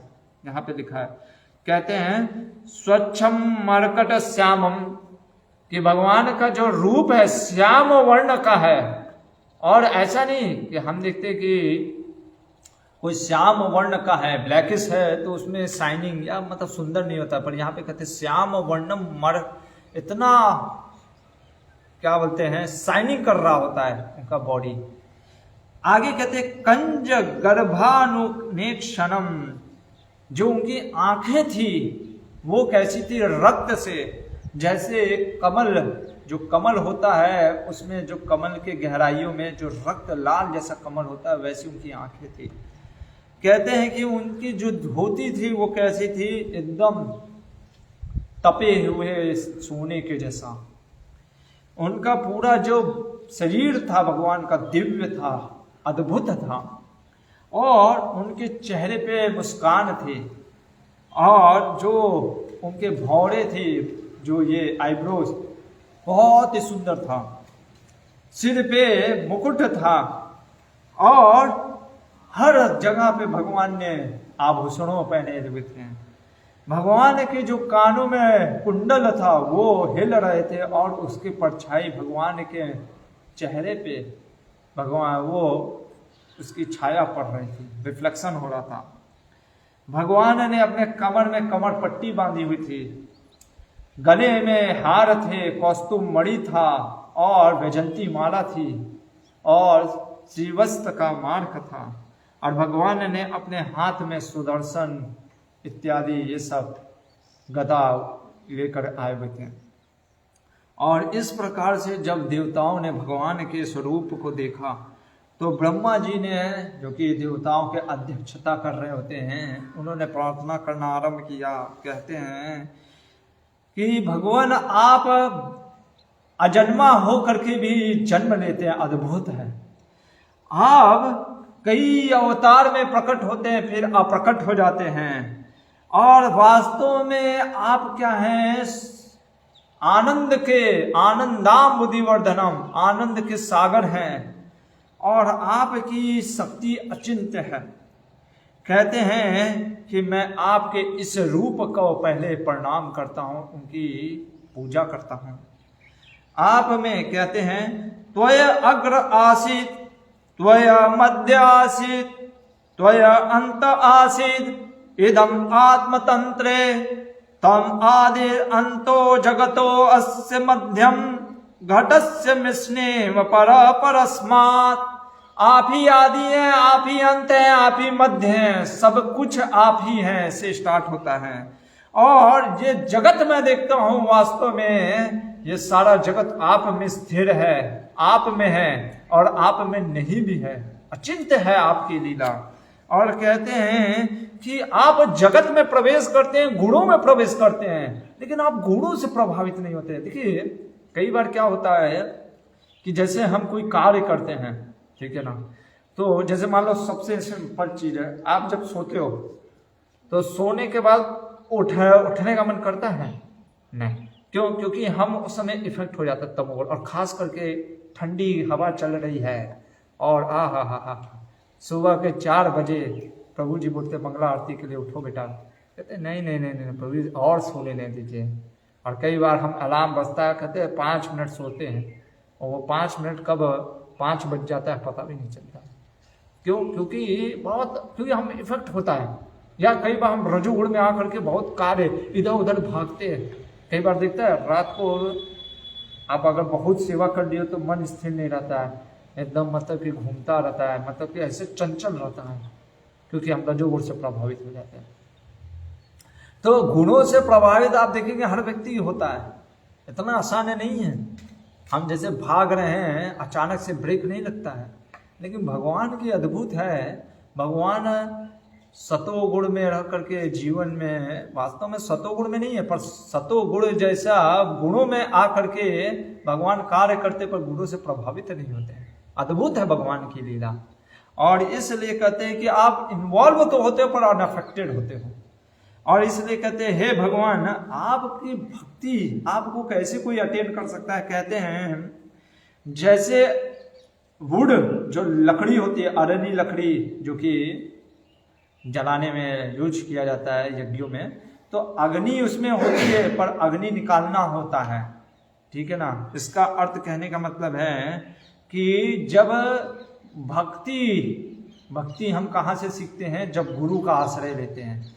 तो गुरु हमें क्या करते हैं? प्रोसेस देते हैं जिससे कि हमारे अंदर जो भक्ति है, जो कृष्ण प्रेम है, वो कृष्ण प्रेम कर सके। कहते हैं कि जैसे गाय के थन को अगर हम दूधते हैं तो गाय के दूध निकलते हैं, उसी तरीके से है। और पहले जैसे बछड़ा जाता है गाय के तन को पीता है, उसी तरीके से और फिर अपने आप दूध निकलना स्टार्ट हो जाता है। उसी तरीके से भक्ति जो है ना, भक्तों के संग में करनी चाहिए। एक बार श्रील प्रभुपाद जी को पता चला कि उनके एक भक्त हैं जो कि अकेले रह रहे, निर्जन भजन कर रहे। प्रभुपाद जी ने उनको लेटर लिखा कि लुक, भक्ति विनोद ठाकुर और मेरे लिए जो संभव है वो जरूरी नहीं है कि आपके लिए संभव हो। मैं इतना इस्कॉन ये संस्था क्यों बना रहा हूँ? किस लिए? आपके लिए कि आप आकर के भक्तों का संग लीजिए। नहीं तो आप अगर भक्तों के संग में भक्ति नहीं करेंगे तो हो सकता है जैसे रिजर्व में गाड़ी चल रही है, 2-3 किलोमीटर चलेगी लेकिन बाद में पेट्रोल डालना पड़ेगा, वैसे ही बिना भक्तों के संग में भक्ति कुछ दिन तक हमको लगेगा वो भक्ति हम कर ले रहे हैं, लेकिन जैसे ही पेट्रोल खत्म हो जाएगा फिर आपको समझ में आएगा कि अरे भक्तों की संग कितनी जरूरत है। उसी तरीके से यहाँ भी कह रहे हैं कि जब मिल्क करता है, जो दूध दूहने वाला गाय का तन को दूता है और पहले बछड़ा लगाता है, फिर हम तो देखेंगे गौशाला में, फिर उसके बाद दूध अपने आप निकलने लगता है। वैसे भक्तों का संग करना चाहिए। फिर कह रहे कि ग्रेन्स होते हैं, जो अनाज है, जब लैंड को कल्टीवेट करते हैं तो अनाज उत्पन्न होता है, वैसे ही भगवान का प्राप्त कोई कर सकता है जब भक्ति से बहुत ही ओत-प्रोत हो जाता है। पानी जब जमीन को खोदते हैं तो पानी निकलता है। कह रहे हैं यहाँ पे, कहने का अर्थ है कि जब व्यक्ति पहले से कुछ उसको ऐसे वातावरण मिलते हैं जिसके कारण उसको भक्ति करने में, क्योंकि हो ना हो हमको प्रभावित करता ही है वातावरण, क्योंकि हम अभी बद अवस्था में हैं। इसीलिए प्रभुपाद जी कहते थे, एक बार उन्होंने कहा कि आप लोग कृपया करके ये सब सिनेमा घर इत्यादियों में ना जाया करिए रात को, प्रचार के लिए भी नहीं। क्यों? क्योंकि आप अभी थोड़े से ही तमोगुण से उठे हैं, फिर से आप उधर जाएंगे तो प्रभावित हो जाएंगे। और अंत में कहते हैं प्रभुपाद जी यहाँ पे कि जैसे थोड़ा सा कोई एंडेवर करता है तो लाइवलीहुड, अपने जीवन जीविका के लिए कुछ प्राप्त कर सकता है, वैसे ही हम भक्ति तुरंत प्राप्त कर सकते हैं जब भगवान को पूजते हैं। और यहाँ पे कह रहे हैं, अरे भगवान आपका दर्शन अद्भुत है। जैसे आपके जैसे हाथी जो होता है भव सागर में, भव सागर यानी जैसे संसार दावानल, आग लग गया है जंगल में, उससे प्रभावित होने के कारण पानी में जैसे उसको आनंद प्रदान होता है, वैसे आपका दर्शन अद्भुत है। और आपके दर्शन प्राप्त कर लेने से, देखिए भगवान का जो शुद्ध भक्त होता है वो ये नहीं कहता कि आपको दर्शन देना ही होगा, लेकिन वो फिर भी भगवान के दर्शन को लालसा में रहता है। वो सोचता है कि भगवान के दर्शन हो जाए तो अद्भुत है, पर वो डिमांड नहीं करता है। उसी तरीके से यहाँ पे ब्रह्मा जी कहते हैं आपका दर्शन तो अमोघ है, और भगवान आप तो सब कुछ जानते हैं कि हम लोग क्या इच्छा करते हैं, हमारी क्या इच्छा है, आप सब कुछ जानते हैं। इसलिए अब आप ही बताइए आपके अनुसार हमें क्या करना चाहिए जिससे कि इन देवताओं के सारे दुख दूर हो सके। यहाँ पे भगवान जो हैं वो तो समझ गए, और भगवान ने देखिए यहाँ पे ब्रह्मा जी ने कहा, हमारे आचार्य कहते हैं कि ब्रह्मा जी ने कहा देखिए भगवान ये सब जानते हैं कि आप क्या हैं, आप परम हैं, ब्रह्म हैं, आपका वैकुंठ मांगना चाहिए, पर ये नहीं मांग रहे हैं। क्यों नहीं मांग रहे हैं? क्योंकि ये सारे भोग करना चाहते हैं, आपके कृपा से ये सुख भोग वैभव करना चाहते हैं। देखिए भगवान भी समझते हैं, कुछ हमारे ऐसे भक्त हैं फिर भी भगवान उनको निगलेक्ट नहीं करते हैं, क्योंकि कहते हैं चलो अभी नहीं तो अब आ जाएगा, कम से कम पूजा तो कर रहा है, धीरे धीरे आ जाएगा। तो इसलिए भगवान क्या करते हैं, अंडरस्टैंडिंग, उनके पर्पज को समझते हुए गंभीर आवाज में क्या कहते हैं, भगवान कहते हैं कि सबसे पहले ध्यान पूर्वक सुनो, मैं जो बोल रहा हूं तुम लोग का कल्याण हो। संधि करो, किससे संधि करो? इन असुरों से। जब तक तुम फिर से बढ़ते नहीं हो, आगे नहीं, तब तक तुम क्या करो, इन संधि करो। गोल क्या है संधि करने का? कि जब इनसे संधि किस प्रकार से करो, तो एक न्याय बताते हैं भगवान। क्या है ये न्याय? ये न्याय है स्नेक एंड माउस लॉजिक। एक बार क्या होता है, एक सांप और एक चूहा होता है, वो दोनों पिंजरे में बंद हो जाते हैं शिकारी के। सांप कहता है देखो भाई चूहा भाई, अभी सांप को मानता कि अगर अभी चूहे को मार डाला तो क्या होगा, वो निकल पाएगा पिंजरे से? नहीं, उसका भी बलि चढ़ेगा। तो उसने कहा देखो तुम इस पिंजरे को काट दो और फिर हम दोनों निकल जाएंगे।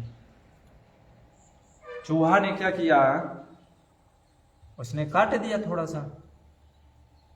सांप ने कहा रुको पहले मुझे निकलने दो, तुम तो कैसों भी निकल जाओगे, मुझे पहले निकल जाने दो। सांप निकला, चूहा जैसे ही बाहर निकला सांप खा लिया। अब आप कहेंगे ये भगवान कितना बड़ा कूटनीति सिखा रहे हैं। ये तो भगवान का अजीब है, इसीलिए भगवान के कार्य को समझ पाना बहुत मुश्किल है। हमारे आचार्य कहते हैं कि भौतिक जगत ऐसा है। इसलिए महाभारत में आप देखेंगे जब दुर्योधन और सामने वाले इतने खतरनाक लोग रहे, जो कि मैंने आपको बताया था कणिक नीति जो कितना अद्भुत है। अगर कोई आपके साथ वैसा प्रभाव खेल रहा है, आप ये हाथ पे धरे रह करके देखिए, भागवत को देखिए, अभी हम बहुत चीज़ें आपको बताएंगे भी। एक चीज़ हमें हमेशा याद रखना चाहिए, 2-3 चीज़। स्क्रिप्चर में जो चीज़ भी अगर मेंशन करता है वो डिस्क्रिप्टिव भी होता है और प्रिस्क्रिप्टिव भी होता है। हर बार जो चीज़ मेंशन होता है इसका मतलब ये नहीं है कि वो प्रिस्क्रिप्शन है कि आपको ऐसा करना चाहिए। वो देश काल परिस्थिति के अनुसार किया जा रहा है। ये जो देवता है ये कर्म मिश्र भक्त है। क्या है? कर्म मिश्र भक्त, यानी शुद्ध भक्त नहीं है, खुद बोलते हैं। और सबसे अच्छा चीज क्या है ना देवताओं का, कि वो मानते हैं कि हम कर्म मिश्र भक्त हैं, कर्म मिश्र भक्ति कर रहे हैं। प्रॉब्लम क्या होता है, हमको लगता है कि हम तो बहुत महान भक्त हैं, पर हमारा भक्ति तो भगवान ही जानते कि क्या चल रहा है, कि हम किस, हमारी इच्छाएं जो हैं वो तो भगवान समझते हैं और हम भी जानते हैं, पर हम दिखाते दुनिया को कि हमको लगता है हम शुद्ध भक्त हैं। पर ये देवताओं से हमें सीखना चाहिए कि वो मानते हैं देखिए भगवान हमारे अंदर इच्छाएं हैं, भोग करने की इच्छा है, पर हम आपसे चाहते हैं। उनकी अच्छाई ये है कि वो भगवान से चाहते हैं, वो अपना गलत तरीके से नहीं जैसे वैसे कर रहे हैं, और जितना भगवान देते उसमें संतुष्ट हो जाते हैं, पर चाहते हैं। और इसलिए भगवान ने उनको क्या सिखा रहे हैं यहाँ पे, कूटनीति। क्योंकि अगर सामने वाला बहुत डेंजरस आदमी प्लेयर खेल रहा है ना, अगर वो रूल्स को फॉलो नहीं करने वाला आदमी खेल रहा है, तो आप ये नहीं सोच सकते कि रूल्स से हम जीते जाएंगे। ये भौतिक जगत ऐसा है ही है। कृष्णा ने सिखा दिया युधिष्ठिर को शुक्र नीति, और फिर उस शुक्र नीति से युधिष्ठिर महाराज ने विजय प्राप्त की। खैर वो तो महाभारत का चीज़ है, फिर भी यहाँ पे आ गया कूटनीति, तो मैंने सोचा। तो यहाँ पे भगवान कहते हैं कि देखो उससे संधि करो तब तक के लिए जब तक कि आपको क्या ना मिले, नेक्टर, अमृत ना प्राप्त हो। उसलिए नेक्टर आप जब प्राप्त कर लोगे, अमृत प्राप्त कर लोगे, तो आप बलवान हो जाओगे। इसलिए तब तक के लिए उनको साथ संधि करो। क्योंकि देखिए भगवान, देखिए क्या होता है ना, कई बार आप कहेंगे भगवान इतना खतरनाक कूटनीति, क्योंकि पहली बार जब मैंने पढ़ा था तो कई बार लोग प्रश्न करने लगे थे, प्रभु जी ये भगवान ऐसा कूटनीति क्यों सिखा रहे हैं। देखिए सामने वाले को कई बार ना उसके अनुसार प्रचार करना पड़ता है। अभी भागवत में भी आपने, जैसे हमने अभी पढ़ा, सबसे पहले भगवान क्या, सुखदेव गोस्वामी कह रहे हैं कि स्वर्ग की प्राप्ति होगी। भागवत का वो उद्देश्य है नहीं, लेकिन वो जो सामने बैठे हैं उनको बोलिएगा कि कृष्ण प्रेम मिलेगा, अरे कृष्ण प्रेम नहीं चाहिए। अधिकतर लोग होते हैं, अब हम भी जैसे प्रचार करते हैं, अलग अलग पावर पॉइंट इत्यादि सबसे बताते हैं, इन सब चीज से क्यों है बताना, उद्देश्य हमारा इसलिए कि किसी तरीके से वो भगवान से जुड़े। लेकिन हर कोई कृष्ण प्रेम नहीं चाहता है, हर कोई को कुछ न कुछ भौतिक आसक्ति रहती है, और वो रहेगा भी, क्योंकि हर जीव भगवान के धाम नहीं जाना चाहता और उसको आप फोर्स भी नहीं कर सकते हो। तो इसलिए भगवान उनके ही भाषा में उनको समझा रहे हैं, किनको, देवताओं को। और क्या बोल रहे हैं, क्योंकि देखो जब चर्निंग करोगे, अभी कैसे, अभी करना क्या है, संधि करने, नेक्टर कैसे मिलेगा, कहें कि ये क्षीर सागर जो है इसको चर्ण करो। जैसे दूध को मथते हैं ना, दही को देखा मथते हैं, तो उसमें रॉड लगता है। अभी रॉड क्या रहेगा, तो करे मंदराचल पर्वत, मंदरा पर्वत मैंने आपको बताया था, वो मंदरा पर्वत कहाँ था, वो नॉर्थ जम्बू द्वीप में, वो क्या बोलते हैं, इलावर्त वर्ष में, अगर ध्यान होगा तो इलावर्त वर्ष में मंदरा पर्वत था। वहां से लेकर के आओ, अच्छा लेकर के आएंगे। फिर रस्सी क्या काम करेगा, वासुकी, जो कि सांप है 1000 फणों वाला वासुकी सर्प को लेकर के आओ, वो तुम्हारा क्या बोलते हैं, रस्सी बनेगा। और भगवान कहते हैं लेकिन कुछ मेरे इंस्ट्रक्शन ध्यान रखो। पहला चीज धैर्य रखना। बहुत यहाँ पे हम बहुत कुछ सीखने को मिलेगा। भगवान जो जो चीज बोल रहे एक एक श्लोक में सीखने को मिलेगा। क्या बोल रहे, पहला चीज भगवान धैर्य रखना, छड़बड़ाना नहीं कि अरे नहीं निकल रहा है छोड़ दे। देखिए यही चीज होता है, इसीलिए उत्साह निश्चय धैर्य, धैर्य रखना बहुत जरूरी है। भजन में कोई भी प्रोसेस में, किसी भी चीज में करने में हमको धैर्य की चाहिए। तो इसलिए भगवान यहाँ पे कह रहे पहले धैर्य रखना। आगे क्या कह रहे हैं, ग्रीड, लोभ त्यागो। ये मत सोचना कि हर चीज मुझे चाहिए, कुछ चीजें उनको दे दो, राक्षसों को, असुरों को। और एंगर नहीं होना, अरे उनको दे दिया उसके कारण से। और कहते हैं भयभीत भी मत होना, कुछ चीजें भयंकर चीज निकलेगा, कालकूट जैसा जहर भी है, देखिए भगवान ने पहले बता दिया। और कह रहे कि कामुक भी मत हो जाना जब कोई सुंदर स्त्री निकलेगी, भगवान ने बता दिया कि मैं आऊंगा कुछ रूप में, देखेंगे वो कल। और जब लक्ष्मी जी का भी प्रकट होगा तो पहले से इंस्ट्रक्शन दे रहे थे भगवान, और कह रहे थे ये सब चीज बताने के भगवान वहां से अप्रकट होते हैं। और जब अप्रकट हो जाते हैं तो यहाँ पे देवता लोग जाते हैं, सारे देवता बलि के पास, बलि करके वो राजा थे बलि महाराज। अब यहाँ पे भी बहुत से लोग प्रश्न उठाते हैं कि बलि महाराज तो प्रभु जी विरोचन के पुत्र हैं, प्रहलाद के पौत्र हैं, तो क्या ये भगवान के भक्त नहीं थे, फिर ये लड़ाई क्यों कर रहे थे? देखिए भजन जो होता है, भक्ति जो होता है, वो बहुत ही आपका, वो बहुत ही पर्सनल होता है। और दूसरा चीज बलि महाराज थे तो असुरी ना, असुर योनि में जन्म लिए थे, वो तो बात अलग है कि उन्होंने फिर हम देखेंगे वो आत्मनिर्भर पूरा अपने आप को सरेंडर, जो आत्मनिरीक्षण या आत्मसमर्पण, आत्मसमर्पण कर दिया। तो वो आत्मसमर्पण उन्होंने क्यों किया वो हम देखेंगे इसी स्कंद में। लेकिन इन चीज़ों से एक चीज़ हमको ये समझना चाहिए कि कई बार हम क्या कर देते हैं, जैसे कई लोग अभी ये भी प्रश्न करेंगे कि अरे प्रभु जी दानवों को जो बुलाने की क्या जरूरत है, खुद ही अपने से देवता चरण कर देते हैं क्या ये असुरों को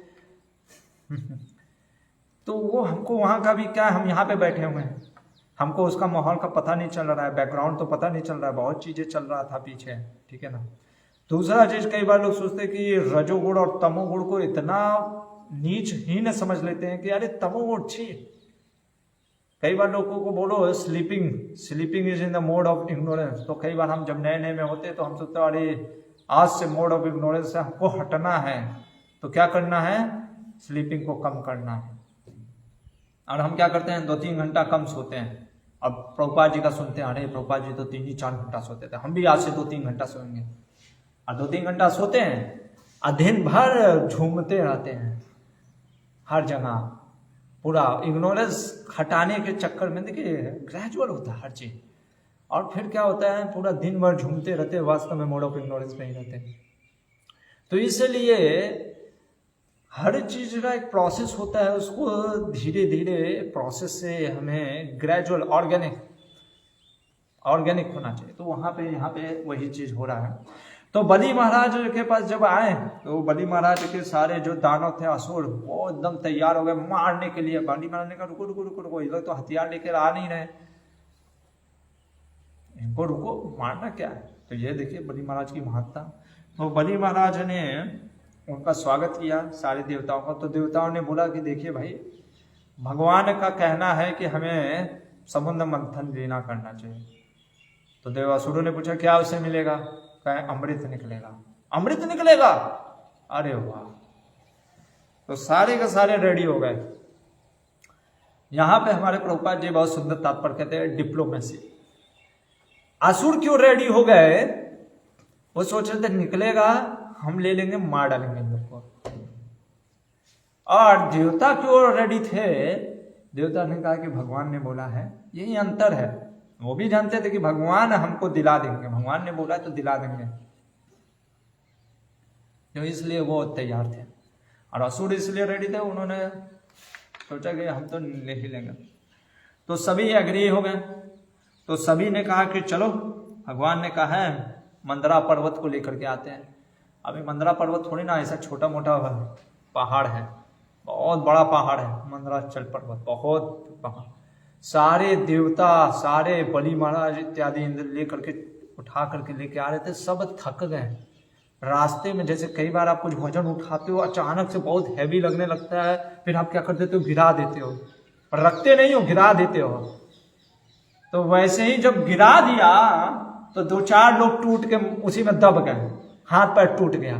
जैसे आप अचानक से कुछ पहाड़ या चौकी, कई बार हम लोग लेकर के कुछ चीज जाते हो, भारी चीज, और अचानक से कोई सामने वाला तो छोड़ देता है, कहता अरे बाप रे बहुत भारी हो गया, वो गिरा देता है, तो क्या हो जाता है, किसी को पैर में लग जाता है, किसी को हाथ में, वैसे ही लग गया। और सब उसी के अंदर कुछ 4-5 अंदर आ गए, दब गए, पूरा पहाड़, पूरा 2-4 के हाथ टूट गए, पैर टूट गए, मुख पूरा खून निकलने लग गया, देवताओं और असुरों दोनों के। भगवान ने कहा अरे एक काम दिया वो भी ठीक से नहीं, ठीक है कोई बात नहीं। भगवान स्वयं अजीत जो थे वो आते हैं, और यहाँ पे लिखा है कि भगवान ने सिर्फ अक्षों से उनको देखा बस मात्र, असुरों और देवताओं को, सब हिष्ट पुष्ट फिर से वापस हो गए।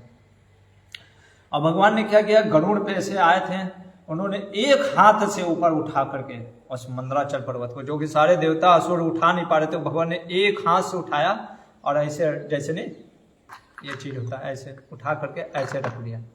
वैसे गरुड़ जी के, सोचे गरुड़ जी भी कितने महान थे, अद्भुत है गरुड़ जी, कि वो जो सारे देवता असुर भी उसको उठा नहीं पा रहे थे, गरुड़ जी ने अपने पीठ पे एकदम आसानी से रख दिया, और जैसा बड़े थे वैसे बड़े भी हो गए भगवान गरुड़ जी, और सारे देवताओं और दानों को बैठा भी लिए, और भगवान भी बैठ करके चल गए क्षीर सागर पे।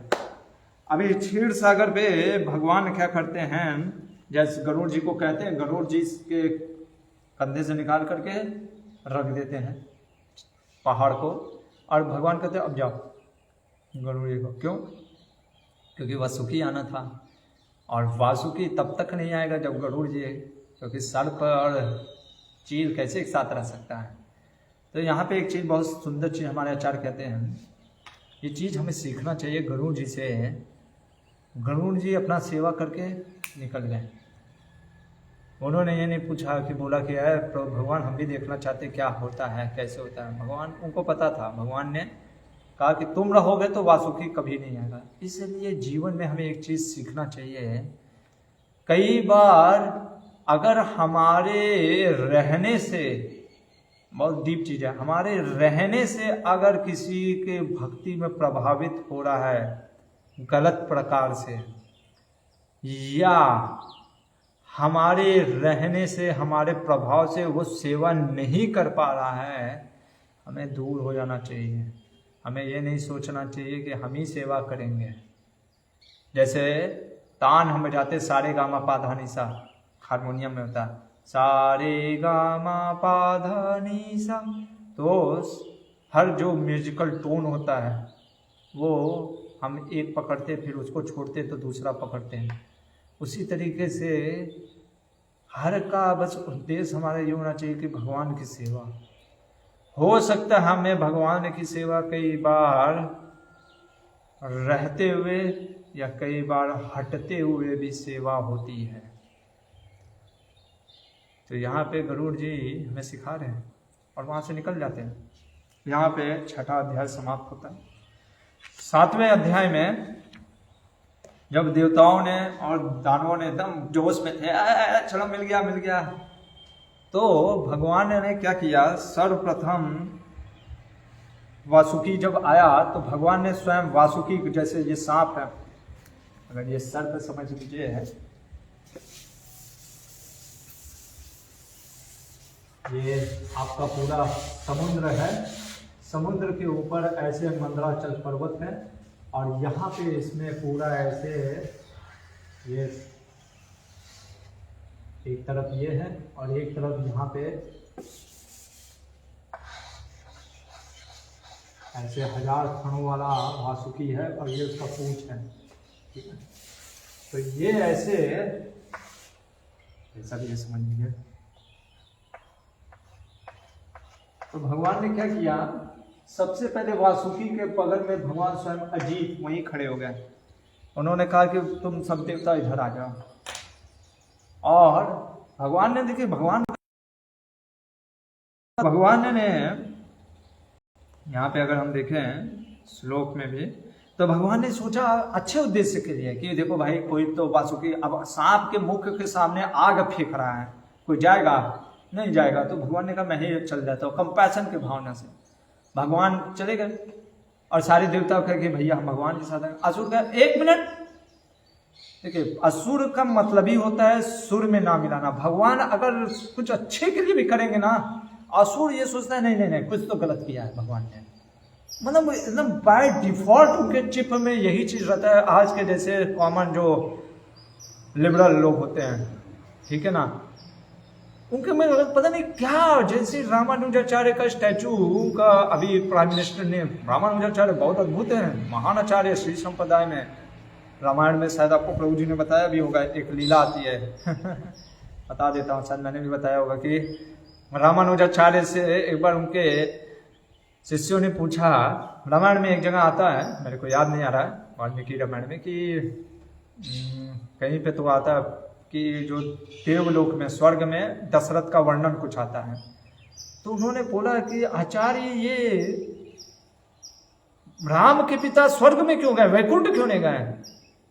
अब रामानुजाचार्य लक्ष्मण के अंश माने जाते हैं, लक्ष्मण के आवेश में आ गए, कहे वो राम के पिता थे इसलिए स्वर्ग गए, वरना तो उनको तो नरक में भेजना था।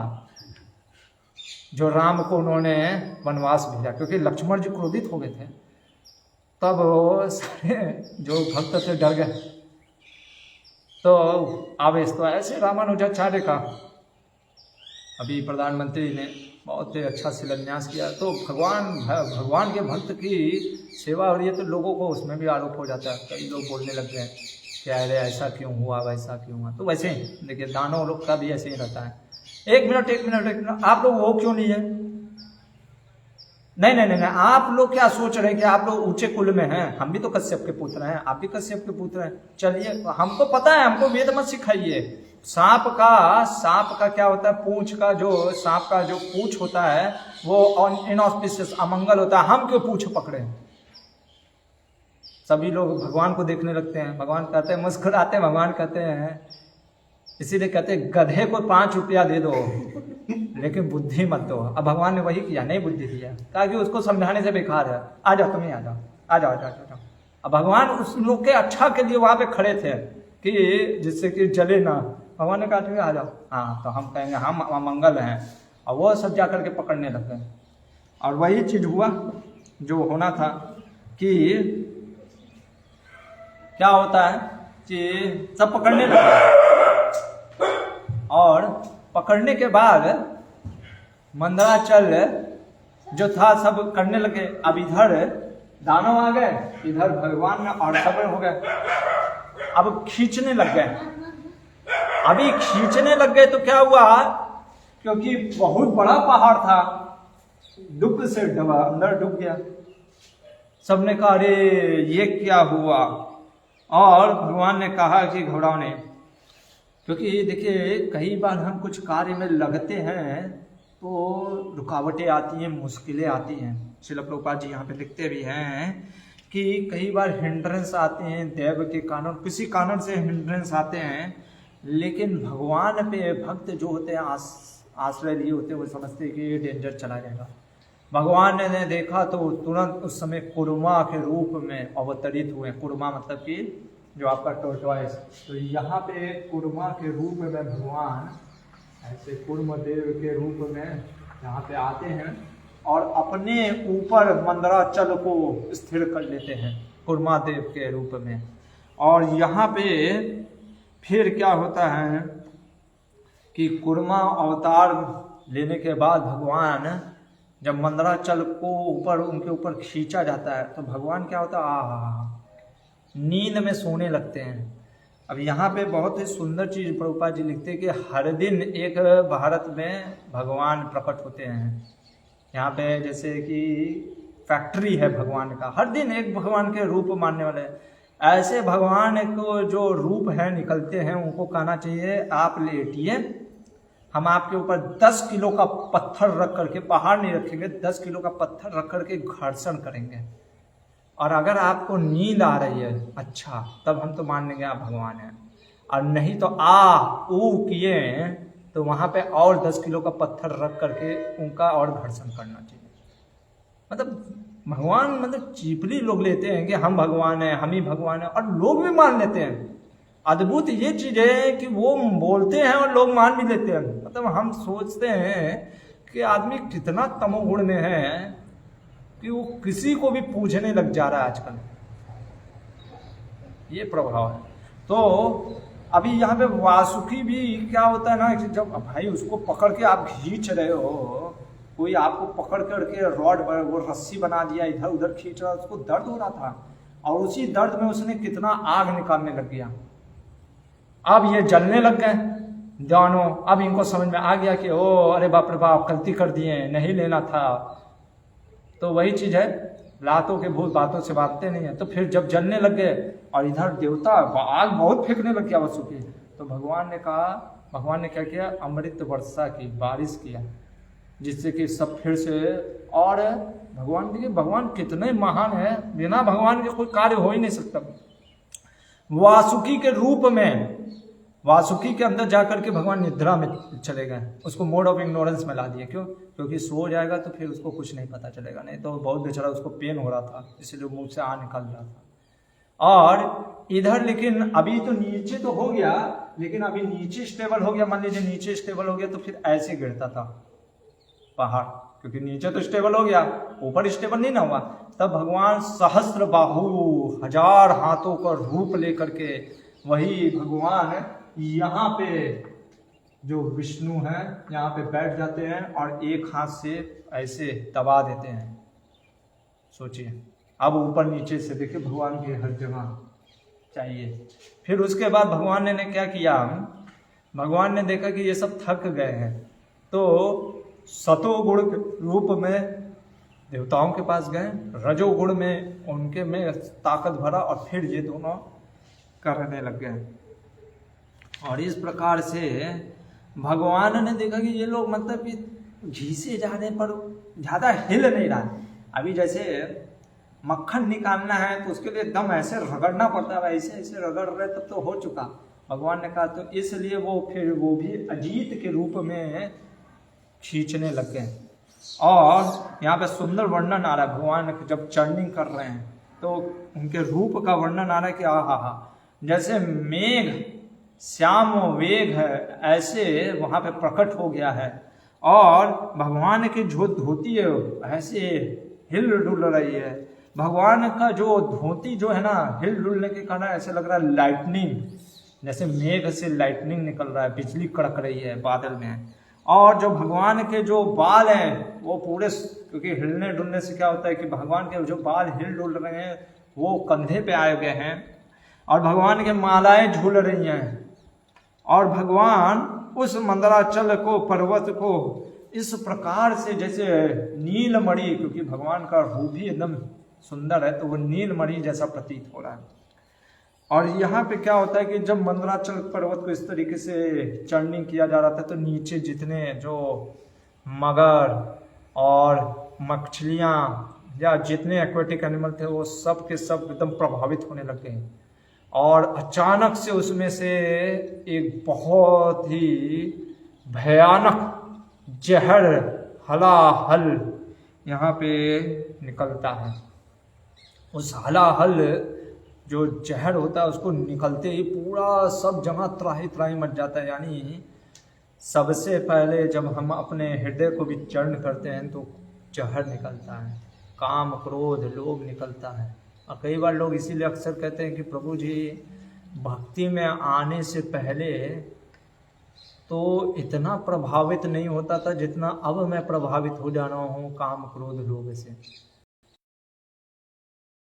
तो जैसे झाड़ू लगाते हो तो पहले धूल और उड़ता है, ठीक है ना, तो फिर लगता है अरे क्या ये धूल और उड़ रहा है और प्रभावित कर रहा है। पर हमको ये समझ में आता है कि धूल भले ही उड़ रहा है लेकिन वास्तव में क्लीन हो रहा है। उसी तरीके से पहले जहर निकला और जैसे ही हलाहल करके जो जहर होता है ये निकलता है, तुरंत भगवान ने कहा देवताओं को चलो भगवान शिव के पास। अब यहाँ पे प्रश्न उठता है कि भगवान क्या नहीं पी सकते थे जहर? हमारे आचार्य कहते हैं देखिए ये चीज जो लोग बोलते हैं कि भगवान शिव बड़े हैं, कृष्ण बड़े हैं, ये तो मैंने आपको दक्ष में के भी लीला में बताया, अब फिर भी लोग नहीं सुनते हैं, फिर भी लोग ये सब चीज में देखिए ये भगवान सोचते हैं।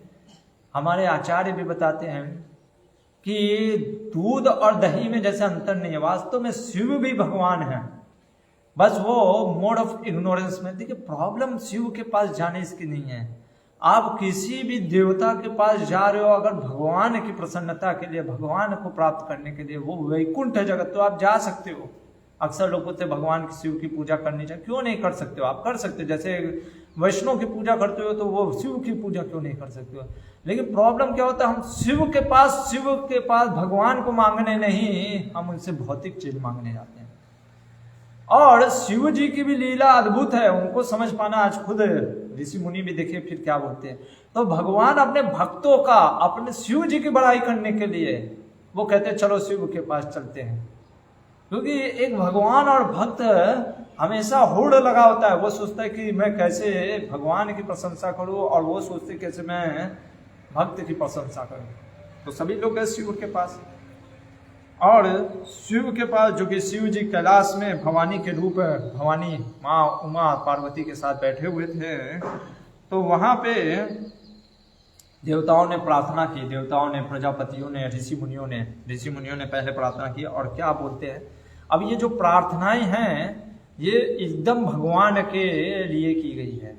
वास्तव में भगवान शिव जैसे हम साक्षाधरित्वेन समस्त शास्त्र उक्तस्तथा भाव्यत एव सद्भि। भगवान का जो गुरु होता है वो भगवान का भक्त होता है, महान होता है। तो भगवान श्रील प्रभुपाद जी कहते थे जैसे आप गुरु की वैसे ही सेवा करो जैसे कृष्ण की सेवा करते हो, वैसे ही भगवान शिव की उपासना भी ये लोग यहाँ पे एकदम एज इट इज करेंगे जैसे कृष्ण या विष्णु की। इसलिए हमको शास्त्रों को ब्रॉड माइंडेड होकर के पढ़ना चाहिए। नहीं तो आप ये बस सेक्शन पढ़ोगे, आप कहोगे वो शिव महान है, देखिए शिव आपका, आप कैसे बोलते हो, ये सब चीज में पढ़ना ही नहीं चाहिए। पहली चीज तो कि शिव महान है कि विष्णु महान है, दोनों महान है। शिव और विष्णु दोनों महान हैं। विष्णु जब तमोगुण में प्रभावित हो करके कार्य करते हैं तो वो क्या हो जाता है, शिव बन जाते हैं। जैसे दूध में इमली डाला तो क्या हो जाता है, दही बनता है। वही चीज है, बस सिंपल, और कुछ नहीं है। तो यहाँ पे भगवान शिव, और लेकिन अगर आप फिर भी अगर कोई जानना चाहते तो आप हमेशा ब्रॉडर एस्पेक्ट में पढ़ो शास्त्रों की। एक प्रॉब्लम क्या है आज के समाज में, लोग एक चीज को इतना बढ़ा देते हैं, दूसरे चीज को कम कर देते हैं। जैसे कल हमारे यहाँ एक सांप निकला, छोटा सा सांप, क्या नाम था उसका, क्या बोलते हो, जो भी था, ऐसे उड़ने वाला सांप था। अभी कुछ हमारे बच्चे ने, अभी हमने भागवत पढ़ाया बच्चों को, तो बच्चे कहते प्रभु जी वो प्रहलाद महाराज ने कहा था सांप को मारने से साधु प्रसन्न हो जाता है, हम मार के प्रसन्न होंगे। हमने कहा वहीं पे 9वें अध्याय में ये लिखा है, तो 15वें अध्याय में देवर्षि नारद ने भी बोला कि जो जीवात्मा पे, जो वैष्णव होता है, जो एक जीव होता है दूसरों जीवों पे कल्याण करता है, इवन दो किस पे, सर्व भिक्षु इत्यादि पे भी। अब आप कैसे बोलोगे? तो इसलिए हमें कहने का अर्थ है कि अगर सांप आप निकल रहा है तो हाँ, जब वो डेंजरस है तो आप मार दिए तो कोई दिक्कत नहीं है। लेकिन ये नहीं कि ओ सांप को अब हम ढूंढ ढूंढ के मारेंगे, साधु प्रसन्न होता है, हम अपने साधुत्व दिखाएंगे। वही एक तरीका नहीं है साधु दिखाने का। साधु दिखाने का बहुत तरीके हैं। तो ये चीज़ है। तो इसीलिए हमेशा स्क्रिप्चर्स को ब्रॉडर एस्पेक्ट में हमको पढ़ना चाहिए, उसको एक लिमिटेड विजन में नहीं देखना चाहिए।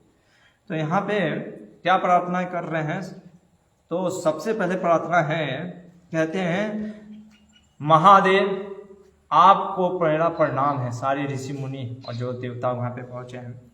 आप वास्तव में मोक्ष प्रदान करने वाले, भगवान की कृपा से शिव जी भी मोक्ष प्रदान करते हैं। और गुणावतार, आप तीनों गुणों में, देखिए ब्रह्मा विष्णु महेश, जो कि आप गुणों में आकर के कोई सृष्टि की रचना करता है, कोई पालन करता है, कोई संहार करता है। आप वो परम ब्रह्म हैं। और कहते हैं वास्तव में ये जो हमारे शब्द भी निकल रहे हैं आपकी स्तुति करने के, वो भी आपसे ही निकले हैं। और देखिए एज इट इज, जैसे अभी ब्रह्मा जी ने स्तुति किया था भगवान का, वैसे शिव का स्तुति करते हुए कह रहे हैं कि मुख जो है, जो हमारा जो अग्नि है वो मुख के समान है आपका, जो धरती है वो आपके चरण हैं, जो वरुण है आपके जीव हैं, जो आकाश है वो आपकी नाभि है, जो हवा है वो आपकी ब्रीदिंग है, प्राण है, जो सूर्य है वो आपकी आंख है, जो पर्वतें हैं वो आपकी हड्डियां हैं। ये सारा जैसे विश्व रूप का, विराट रूप का वर्णन होता है, वैसे उन्होंने शिव का वर्णन कर रहे हैं, उपासना कर रहे हैं। और कहते हैं कि अब वो प्रार्थना करते हैं, वो कहते हैं कि कृपया करके ये विश्व को बचाइए। कैसे? विष पी करके, हलाहल विष पी करके इस विश्व को बचाइए। जैसे आपने पहले भी क्या किया था, दक्ष के यज्ञ में दक्ष का नाश किया था, त्रिपुरारी हुए, आपने तीन पुरों को नष्ट किया, इसलिए कृपया करके आप ये हलाहल को समाप्त करिए। हमारे प्रभुपाद जी बहुत सुंदर तात्पर्य लिखते हैं। प्रॉब्लम यहीं पे आता है, कामस तेस्ते हित ज्ञाना प्रपन्य देवता। व्यक्ति देवताओं के पास जाता है किस लिए? भोग इच्छा करने के लिए। तो यहाँ पे जो ऋषि मुनि भी थे, इनकी इच्छा थी, शिव की इतनी उपासना कर रहे थे, हाँ, लेकिन अगर उनमें से कुछ शिव की उपासना अगर जैसे कोई समझ नहीं रखा हो, शिव जी तो इसलिए सोच रहे थे कि ये तो भगवान की उपासना हो रही है, लेकिन अगर कोई ये सोच करके उपासना कर रहा था कि शिव सही में है, तो हमारे आचार्य कहते हैं कि ये उनकी मूर्खता है, क्योंकि वो ये सोच करके अगर उपासना कर रहे कि शिव का, क्योंकि वो चाहते हैं ना कुछ काम निकालना। जैसे हम कई बार किसी से काम निकालना है तो हम कहते हो आप तो बहुत महान है, जरा ये काम कर दीजिए। तो वैसे ही वो शिव की उपासना उस तरीके से यहाँ पे दिखलाता है कि वो कहते हैं कि आप जरा हमें बचा लीजिए। और कहते हैं आपके तो रूप को समझ पाना बहुत मुश्किल है, अद्भुत है आपका।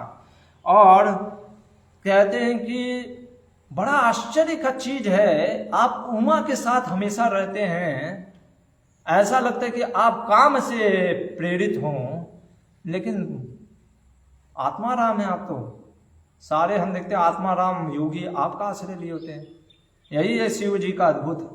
भस्म लगाए रहते हैं और शमशान में विचरण करते हैं, और लोगों को लगता है कि कितना तमोगुण में है। देखिए भगवान शिव के जो कार्य है ना, वो अद्भुत है। भगवान शिव की जो कृपा है, जो कंपैशन है, करुणा, वो अद्भुत है भगवान शिव का। वो सोचते थे कि ये जो तमोगुण में, जो कि मोड ऑफ इग्नोरेंस में भूत पिशाच हैं, इनको भी भगवान के भजन कैसे लगा सकते हैं। तो अभी भूत पिशाच को तो शरीर मिला नहीं होता, तो वो इनको शरीर किसी प्रकार से दिलाते हैं। और जैसा हमने आपको तिथि के संदर्भ में बताया था कि जो गलत समय पे भोग करते हैं, वो उनके गर्भ में भगवान शिव ऐसे दुष्ट दानव लोग को डाल देते हैं। और क्योंकि उनका एक ही उद्देश्य रहता है कि किसी प्रकार से इनको क्या होगा, मनुष्य शरीर मिलेगा, और शायद हो सकता है भक्तों का संग मिल जाए, नारद मुनि जैसा कोई महान भक्त को मिल जाए, तो इनको भी भगवान का धाम मिल जाए। ये शिव जी की महान इच्छा होती है हर समय। वो हमेशा यही सोच करके दया करते हैं सब पे, लेकिन हम उनको गलत समझ लेते हैं। अभी जैसे शिवलिंग के ऊपर भी अद्भुत है, खैर यहाँ पे आया नहीं है, लेकिन जैसे कई बार अक्सर लोग पूछते कि प्रभु ये शिवलिंग, कई बार लोग बोलते हैं अरे आप लोग क्या शिवलिंग की पूजा करते हैं, काम की पूजा करते हैं, वो लिंग की। लोगों को पता ही नहीं है शिवलिंग का मतलब क्या है। हाँ, शिवलिंग जैसे हम मानते हैं कि शिव जी इस भौतिक जगत के पिता कहलाते हैं, माँ दुर्गा कहलाती है, पर उनका उद्देश्य क्या है, वो क्यों क्रिएशन होता है। जैसे हमने दूसरे स्कंद में बताया था आपको, क्रिएशन क्यों करते हैं भगवान, आनंद आता है भगवान को? नहीं, क्योंकि जीवात्मा को एक मौका देते हैं कि किसी प्रकार से वो फिर से अपनी जो इच्छाएं हैं दबी हुई हैं उनको पूरा करते हुए भगवान के धाम वापस फिर से जाए। ये अद्भुत है भगवान शिव की कृपा। इसलिए भगवान शिव और नारद मुनि ये दो ऐसे महान हैं कि इनके, ये भागवत में सब जगह हम बार बार आएगा वर्णन, और इनके आचरणों को देख करके लोग सबसे ज्यादा भ्रमित होते हैं, इन दोनों को, और दोनों को ही अपमान लोग करते हैं, चाहे वो शिव हो चाहे वो नारद मुनि हो। तो ऐसे भगवान भोलेनाथ का, जैसे कि एक वल्लभाचार्य का भी कथा आता है कि वल्लभाचार्य पहले शिव के बहुत बड़े महान भक्त थे, तो उन्होंने प्रार्थना की भगवान शिव से कि आप मुझे कृपया बताइए कि मैं क्या करूं। भगवान शिव ने उनको दर्शन दिया और कृष्ण की भक्ति दी। और ऐसा नहीं कि वल्लभाचार्य ने कृष्ण के तो शिव के भक्त नहीं हुए, शिव की भक्ति भी करते थे, पर वो शिव से क्या मानते थे, उनका प्रेम, कृष्ण प्रेम। तो ये चीज होता है कि इस प्रकार से, इसलिए हमको वास्तव में समझना चाहिए कि कैसे भजन करते हुए हम भगवान का आश्रय लें, चाहे वो शिव का, चाहे वो डायरेक्ट विष्णु का। और यहाँ पे जब शिव ने देखा कि इस प्रकार से ये लोग प्रार्थनाएं कर रहे, तो वो भवानी से बोलते हैं। देखिए भगवान शिव बहुत अद्भुत है जैसे एक जोरू के गुलाम के जैसे नहीं, पति जो होता है कि पत्नी से पहले पूछता है कि मैं ये करूं क्या, तो वैसे ही भवानी से कहते, देखो भवानी ये सब कितना दुखी है। तो भवानी माँ कहते अरे ये सब आपस में खुद ही लड़ते रहते हैं। माँ जैसे नहीं, दो बच्चे लड़ते हैं तो फिर क्यों लड़ रहे हो, तो दो बच्चे आपस में लड़के फिर आते कि अरे बचाइए बचाइए, कुछ तोड़ फोड़ कर दिए होते हैं। तो माँ कहती है जाने दो, छोड़ो, तुम लोग तो हमेशा बदमाशी करते रहते हो, नहीं रहेगा चीज अब। तो वैसे भगवान शिव से कहते अरे ये सब आपस में लड़ते रहते हैं, भगवान छोड़ दीजिए इन लोग को, ये सब आपस में, वो उसको मारेगा, वो उसको मारेगा, यही सब में रहते हैं। भगवान शिव ने कहा कि देखो भवानी, विधेयम अभयम दीन परिपालनम, कि एक मास्टर का ड्यूटी होता है कि अपने सेवकों की रक्षा करना और उनको अभय प्रदान करना। और कहते हैं प्राणे स्वय प्राणे पांति साधव क्षण भंगुरे बद्ध वैरेषु भूतेषु मोहतेष आत्म मायया, कि अरे भगवान का जो भक्त होता है ना, वो अपना चिंता ना करते हुए भी लोगों के लिए, लोगों के रक्षा के लिए, वो अपने आप को उनको बचाने के लिए, माया से बचाने के लिए, या उनको उनके कल्याण के लिए कार्य करता है। श्रील प्रभुपाद जी कहते हैं वैष्णव का सबसे बड़ा लक्षण ये होता है, परा दुख दुखी, दूसरे के दुख को देख करके दुखी होता है। और कहते हैं भगवान शिव की, देखो पार्वती, भगवान कृष्ण विष्णु जो है ना, वो प्रसन्न होते हैं जब ऐसा भक्त अपनी चिंता ना करते हुए समाज के लिए, विश्व के कल्याण के लिए दुख लेता है। इसलिए भगवान प्रसन्न होते हैं। इसलिए हमें वही कार्य करना चाहिए जो भगवान को प्रसन्नता देता है। जो भगवान को प्रसन्न करता है, जो उससे भगवान प्रसन्न होते हैं, फिर मैं भी उससे प्रसन्न होता हूँ। इसलिए मैं इनके उद्धार के लिए कार्य करना चाहता हूँ। और ये सुन करके माँ भवानी वो तो गदगद हो गई बहुत। और भगवान शिव ने फिर क्या किया, अपने दोनों हाथों से उस हलाहल विष को पूरा पीना स्टार्ट किया, और वो हलाहल को अपने इस कंठ में भगवान शिव ने क्या किया, रोक लिया। यहाँ पे हमारे आचार्य कहते हैं भगवान शिव वो हलाहल विष को पी करके कंठ में वहाँ पर रोक लिया, और उस जो विष का प्रभाव था, वास्तव में कई लोग कहते हैं कि अच्छा तो क्या भगवान शिव ने नहीं, भगवान शिव अगर खटोक जाते तो मर जाते क्या? अरे भगवान शिव हमारे जैसे, आपके जैसे वो नहीं है कि मरने वाले, अमरत्व हैं, वो शिव है, विष्णु के जैसे हैं। भगवान शिव ने उसको यहाँ पे रोका क्योंकि भगवान उनकी करुणा को दिखाना चाहते थे कि देखो भगवान शिव लोगों के कल्याण के लिए, विश्व के कल्याण के लिए उन्होंने जहर को भी यहाँ पे रख लिया। ये लीला, इसलिए उनको नीलकंठ कहा जाता है, क्योंकि जब भी नीलकंठ नाम याद आएगा तो भगवान शिव की वो अहेतुकी कृपा, वो करुणा की भावना याद आएगी। इसलिए भगवान शिव जो कार्य करते हैं वो समझना बहुत ही आश्चर्यजनक लगता है। और यहाँ पे कहते हैं